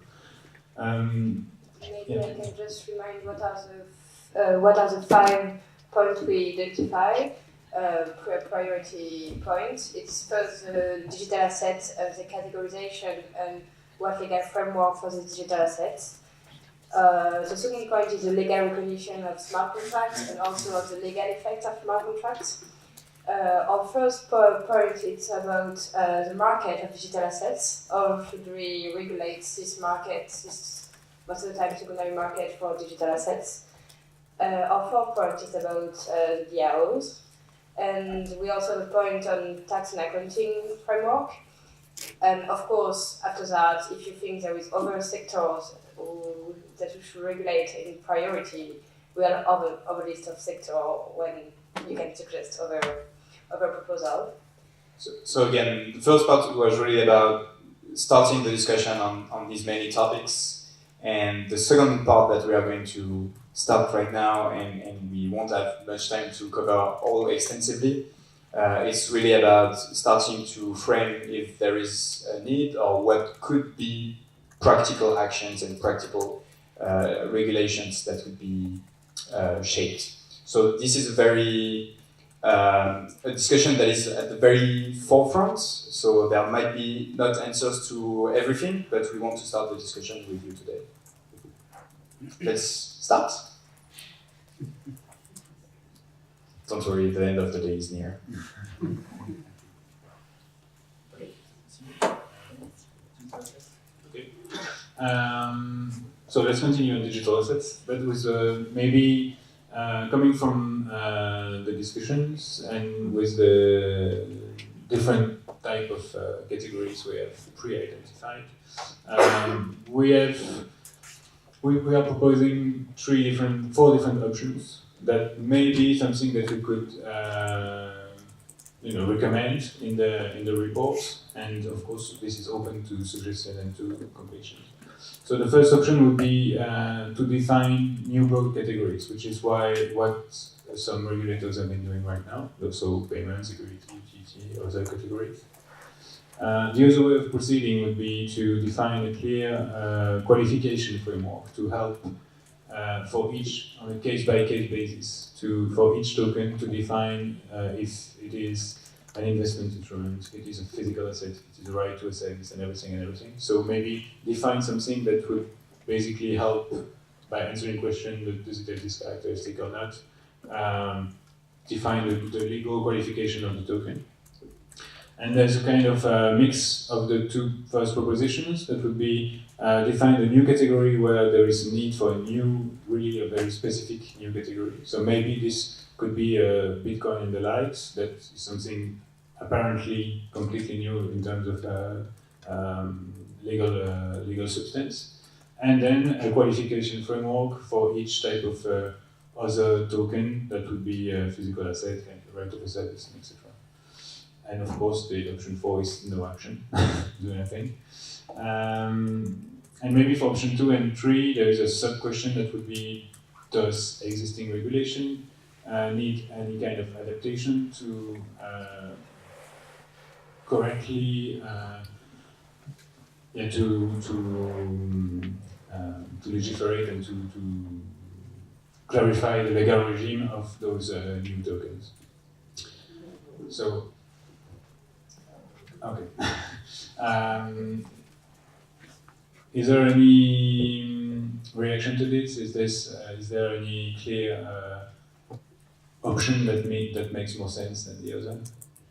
And again, this is what we have heard from some of you in the past discussions, and this is only meant to be illustratory and for information. I just want to put a little bit pragmatic approach to this, because you can create a category, but then what you will have to do when every new ICO, for instance, comes up is that you have to look at the token itself and determine which category it belongs to, which deserves a lot of administrative cost and studying and so on and so forth. So from a regulatory perspective and with this pragmatic approach, it's not really very feasible, I think, because we've seen thousands and thousands of projects coming up.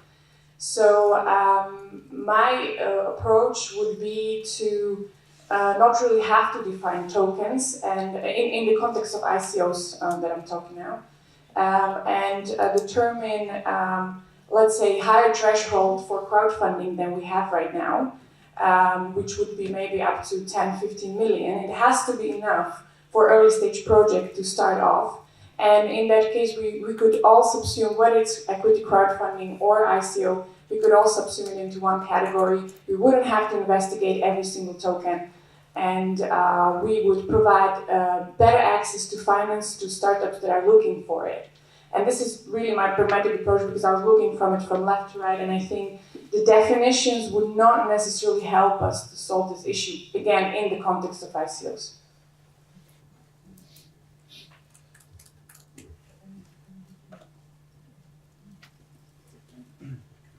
How would we also, from a definition perspective, differentiate between permissioned digital assets and permissionless? Because I think we right now have a challenge there that if you look at the banking world, we're also talking about digital assets, looking at what SIX is doing, Deutsche Börse, Stuttgarter Börse, they are all talking about digital assets. And I think here we are actually talking about permissionless digital assets.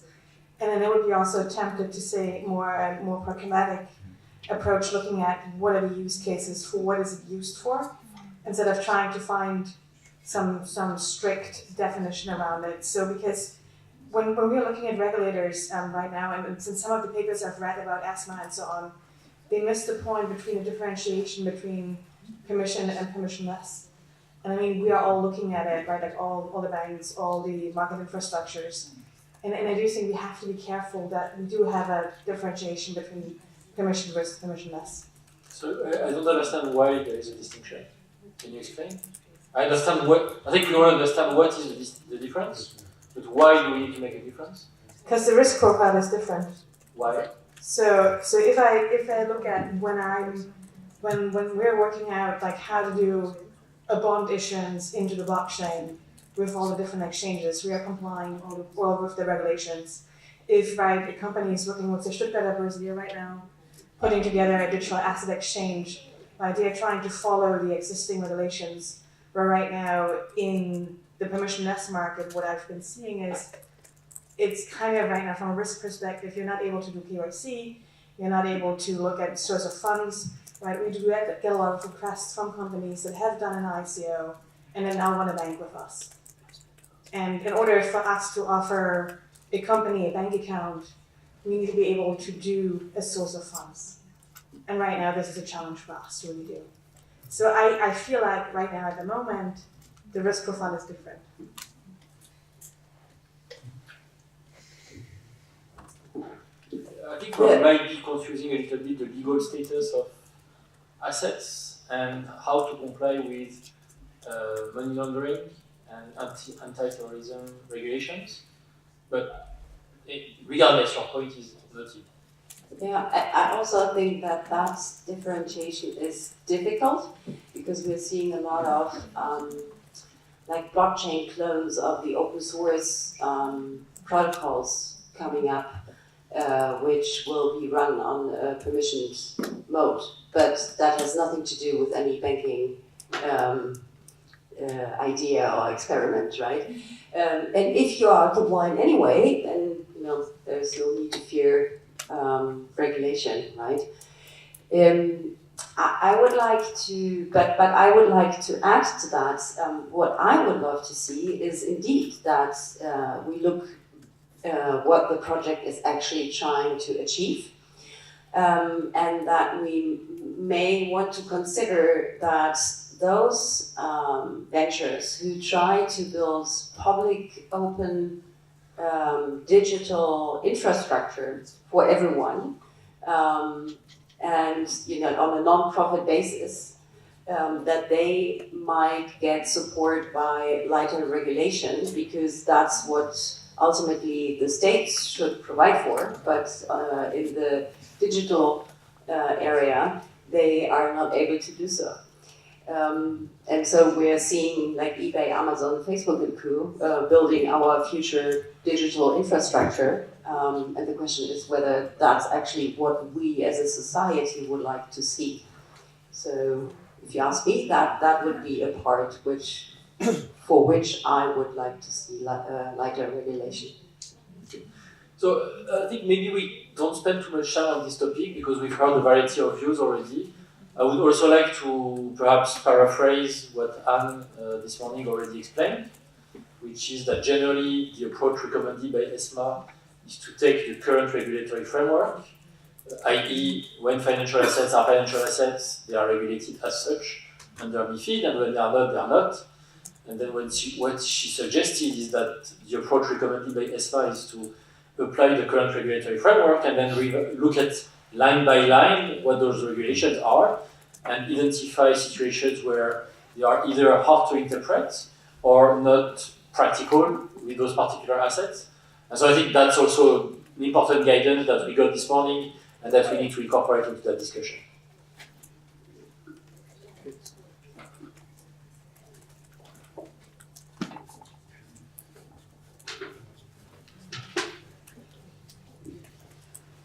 Okay, so back on the subject of the legal recognition of smart contracts, so we've seen that there is some kind of uncertainty in how smart contracts can be considered and what the legal effects of the smart contracts. And the general consensus of this morning seems to be that there shouldn't be any legal, very broad legal framework that would entail everything about smart contract, but some more case-by-case analysis based on very specific areas where the smart contracts give rise to specific issues. So there's maybe 3 different principles that were pre-identified on which we can maybe go back to see whether we can bring forward a clear position on this, even if we have maybe some ideas from the previous discussion. So the first principle was to basically what I understood was the conclusion of the first discussion. No general regulation, and really create a case-by-case, define a case-by-case analysis of the smart contracts. There's a second principle that would give legal effect to smart contracts in certain circumstances. So with industry-specific regulation on financial services, on title, etc. So that's what a few member states are actually doing right now. I was speaking about the blockchain recognition of non-listed securities in France, notably. And then the third principle would be for blockchain-based proof, leverage AES with basic, advanced, and qualified signature with no need for additional framework. I think the conclusion of this morning was that the 3 principles are worth exploring, but let's see if we have any dissident view here or any new idea. Simon, I have a point because you just talk about Loi Sapin 2 on the how we are allowed to make a settlement on securities non-listed in France on blockchain. The law is not about what we can do on smart contract. You can choose to use a smart contract or not. It's a choice of technology, and the law is not on smart contract. The law is on the possibility to register transaction on a blockchain. And so I think we have to be a little bit precise on the definition on what we are talking about. And there is what we can allow as I said this morning, can we certify some transaction, certify a register on a blockchain, and what we want to do on a smart contract, or what we want to do is was the definition before on crypto asset. It's not the same level, and it's not the same thing, and it's not the same object. And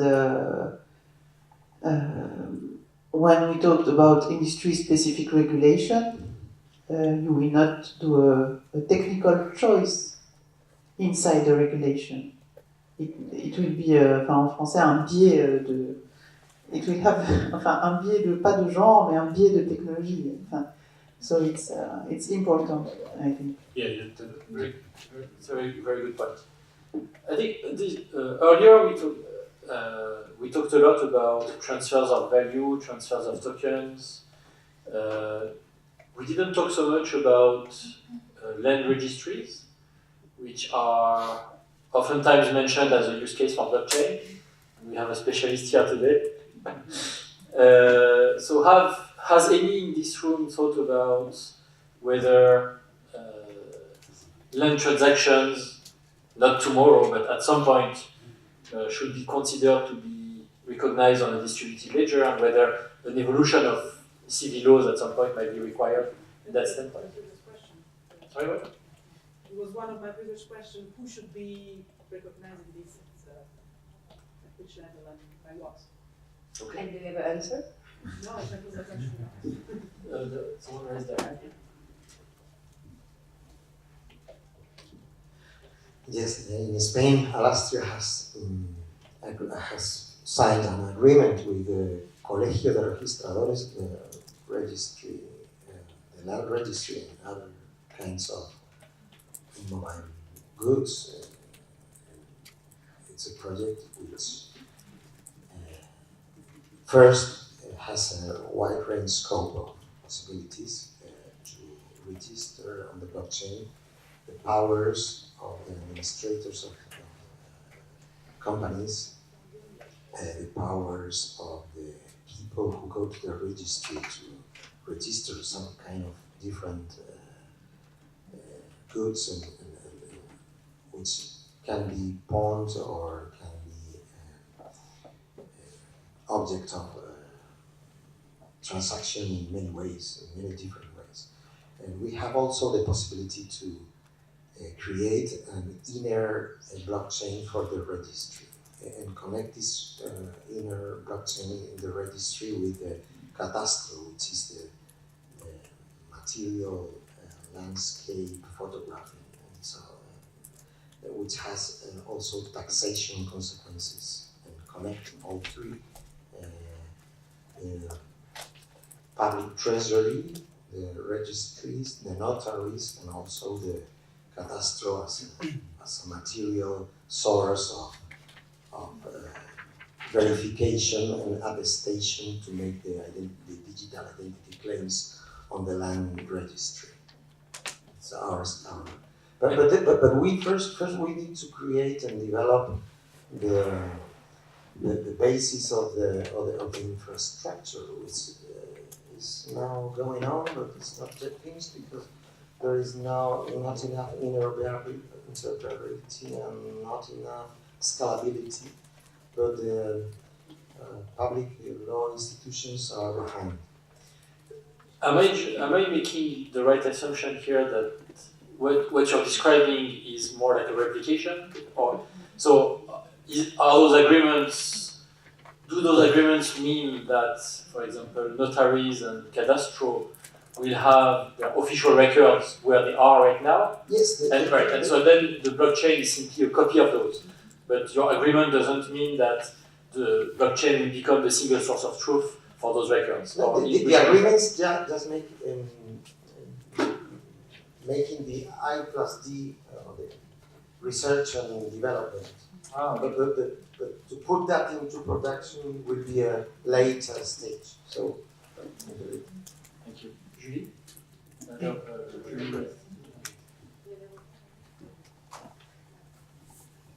Thanks. I had the opportunity to do some advisory work for the government of Georgia on this last year. And one of the things that came up in that analysis, in addition to needing to somehow link the cadastre and the registry, which is important because alterations to the official cadastre can change the boundaries of the property that's actually owned, which is then important, of course, to downstream buyers. The other thing that was problematic and to which I believe they haven't worked out any kind of solution yet is that, of course, property rights for real property being an essential aspect of state sovereignty, because sovereign borders are tied territorially to property. At the end of the day, the courts are empowered to make modifications in property ownership, and sometimes this is done for purposes of easements. I'm allowed to drive my car over your property to get to my house because I've been doing it for the last 30 years, or whatever. Sometimes it's done because a property is forcibly moved hands by the state from one person to the next in the context of property redistribution programs in transitioning and post-conflict or post-communist countries, these kinds of things. So that there's a judicial power to alter property records, which means that there needs to be some sort of a key owned by the judiciary to alter the property records by judicial decree, and then you need to be able to verify that with the judicial authorities. And in Georgia, for example, there's no way to do this currently because there's no database of judicial decisions. Everything is still sort of paper-based, and it takes a long time to get any kind of a digital judicial record of decisions. So someone who's transferring property on the blockchain in Georgia is at risk that there already is an existing judicial decision that actually altered the property for some reason. And until they figure out a way to digitize the court decisions and put in a judicial alteration key into the system, that risk can't be mitigated.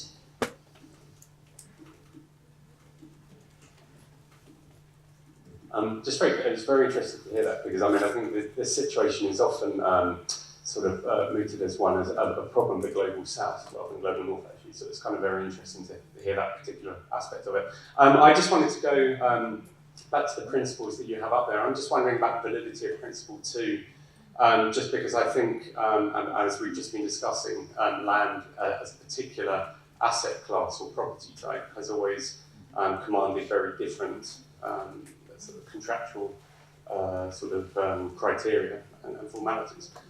So I'm just wondering whether the two somehow sort of collapses into, whether just, so I'm having real trouble reading them as well. The green background on that is doing wonders for my eyes. But the no sort of general regulation, I think principle 2 kind of collapses into that really anyway, because contractors always have this sort of dialogic with different property types and asset classes. So it's always going to be a case-by-case basis.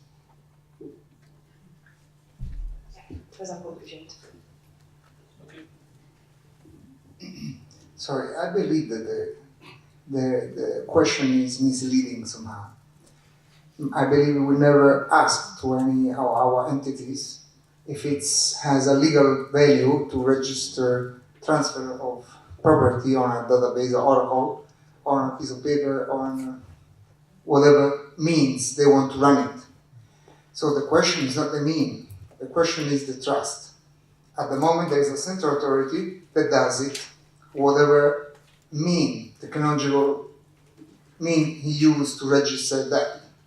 Now, do we allow this transfer to happen outside this authority? And blockchain would be able to support that or not. If not, we can use blockchain or whatever other means, because it's the authority that would declare or identify that transaction as valid. If we don't need the central authority, then we have to understand if without intermediation that transfer would be valid or not. So we really need, in this case, the real concept of having a central authority or not.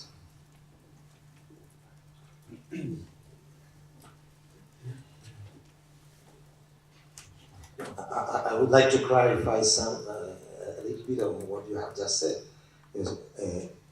As far as people start to be confident on alternative blockchain registry, official registries or land registries would be dead virtually.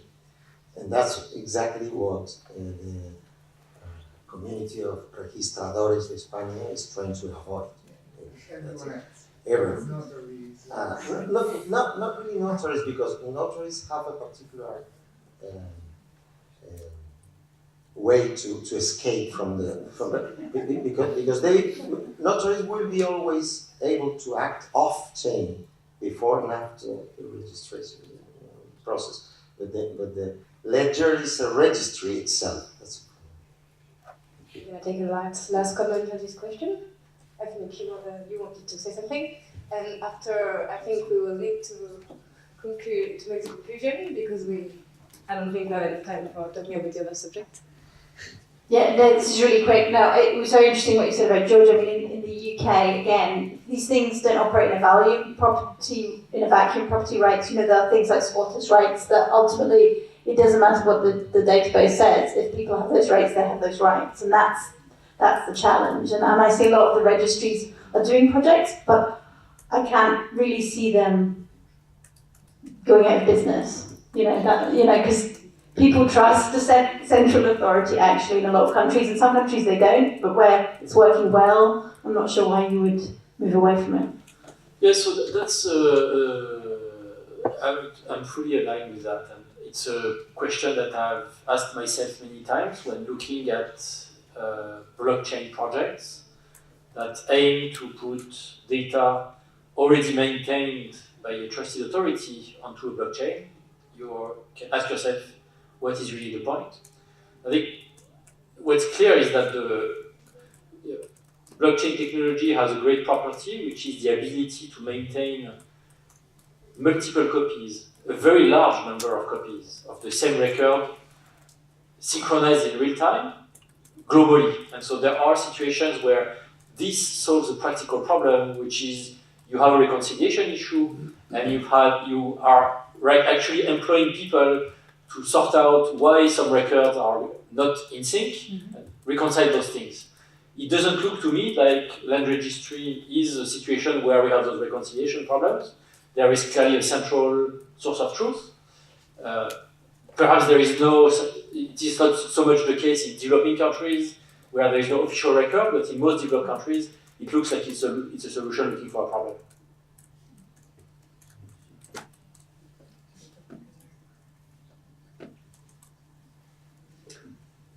Okay, so yeah, sure.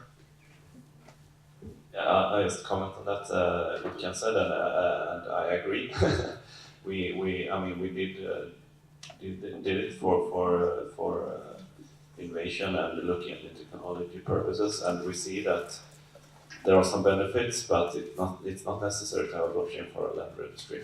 And I mean, it's in the end, it's law that says what register is the one to be trusted, and that's not a technology issue, it's more like a democracy issue. Okay, thank you very much. So I want to take the opportunity of the few minutes that we have remaining to ask you the question, what are the topics that we missed and that we didn't talk about and that we should have covered that might be interesting to cover later in time?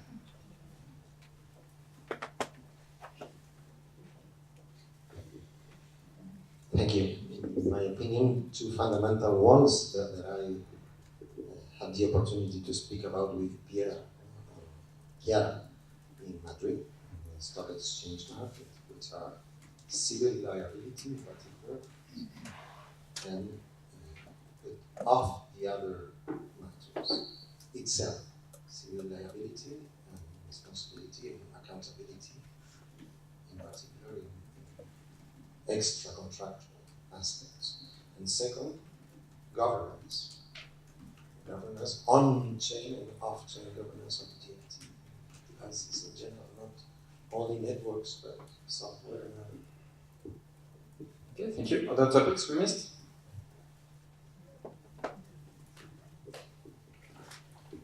So perhaps not missed, and this probably may fall into one or more of the categories that you've identified, but one of the issues that we're exploring at the moment relates to conflict of laws, particularly around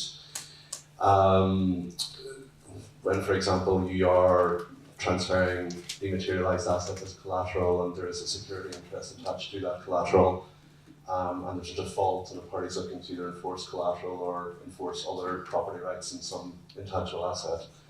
And there's a conflict of laws, whether arising through insolvency laws or otherwise. Is there a need for there to be a recognition, similar to the way it works in the world of intermediated securities, where there's a way of determining where the assets themselves are actually located?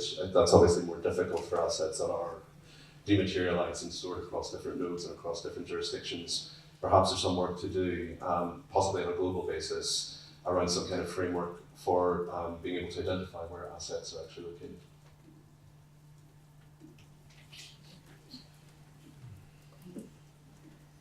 I'm Isabel Corbett with R3. Picking up on the land registry point, I think kind of zooming out more globally is really, where does blockchain belong within the government, right? Is it about taxes? Is it about customs? Is it about land registry? And I think that a lot of the comments that have been made have gotten to the point that that will depend jurisdiction to jurisdiction. So for example, in the land registry context, there actually is fraud that happens, and that happens in a variety of jurisdictions, not just developing countries. But also you have to consider what are we talking about in these things? So if we're talking about just a land registry database, sure, that begs the question, how relevant is blockchain, although you still have that fraud piece. But if you zoom out and think about the experience from the perspective of not only buyers and sellers, but insurance companies, tax collectors, so when the government is getting taxed on a property transfer, that's relevant to them, mortgagers, etc. So all of these things can be looked at from a very small piece or from the broader life cycle of the transaction. And I think from the government perspective, you'll start to see these things merging a little bit more, right? So when the land registry and customs both have an interest in the same one implementation, that's kind of a view of the full GovTech spectrum. Okay. Anyone else? Well, a lot of our discussion has focused on strictly regulatory and legal insights, and I wanted to bring a perspective that perhaps we could integrate in the future, and I think is fundamental for moving this collaborative process between business and regulator ahead. There's a significant amount of work that is being done in specific consortia, whether they're on a platform orientation or a use case orientation, and they're deliberating a lot of these issues, and they're doing it from a user perspective, which I think can be extremely useful for us to better understand how we should position on these things. If what we're saying, and I think this is what I heard today, is that we should be moving towards regulating specific use cases and not sort of the stratosphere that goes around it. So I would sort of say, going back to the governance, how we can provide a process so that we can leverage some of those insights and the work of self-governance that the private sector is doing, whether it's about standard setting procedures or protocol convergence, and they're doing it industry by industry, and try to bring it together to the discussion. Whether that's in a regulatory sandbox or another form, that remains to be seen. Thank you. Can I just react? Yes. Yeah. So I think it's a very valid point, and so on 20th of November, our Commissioner Maria Gabriel launched with a bunch of industrials, based in Europe, but it's with a global idea to have this international blockchain association, where things about infrastructure and application will be discussed, without preventing or leveraging all the work that has been done in consortium, but with the idea of having also working groups by vertical and collaboration across sectors for the industry. It will be industry, startups, and why not civil society and user perspective, definitely. So that's the aim, and we're having a meeting next week, exactly, so you're aware. And then this will continue, and we will be setting up this association.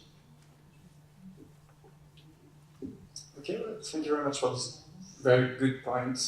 One last remark if you want, Jeremy. Hi, it's just a very quick comment. Sorry.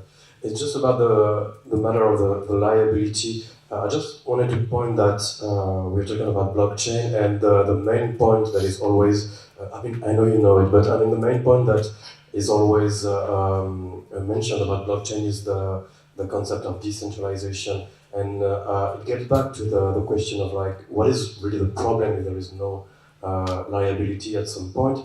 And I just wanted to say that if we're talking about decentralization, we're talking about autonomization for citizens and for entities. And at some point, there might be also something like, if you get the benefit of blockchain, like if you get the fact that you become more autonomous and more responsible about yourself, you also accept that there might not always be, because the matter of liability is like what happens if you have a problem, and also who is punished for this problem. And at some point, we can also hear something like, at some point, if there is a problem, it's also your problem because you've been asking for some responsibility, you get it, so you also take what comes with responsibility.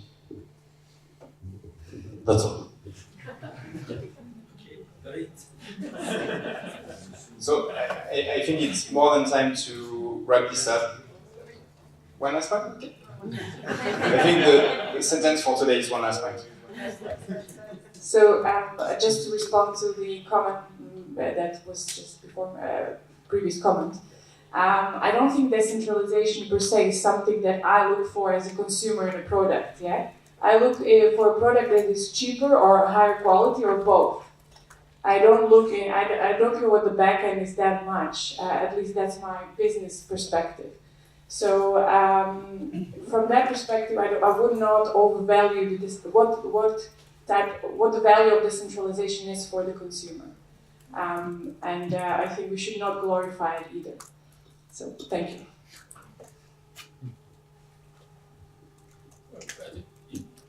Last one, Ken? No, it's a valid point, although it is it looks like we're reaching the point where it's a question of personal perspective. Okay, well, so let's wrap this up. I know that there are many things that we could have discussed during hours and hours, so just want to thank all of you for these discussions. I think we can all agree on the fact that these discussions were pretty dense and maybe a bit exhausting because we really discussed topics that are most of them are still uncovered and some questions might have been asked for the first time today. And so thank you very much for your contributions today. What will be happening next? Of course, as you know, the process now is a thematic report that will be produced out of this workshop, out of the great paper that was produced by Robert here. I invite the people in the room who didn't have the opportunity yet to have a look at this paper, to have a look at it. A draft of this paper was shared with you, and the public version of it will be released in the coming weeks. So please take some time to have a look at it. Thank you again, and see you next time.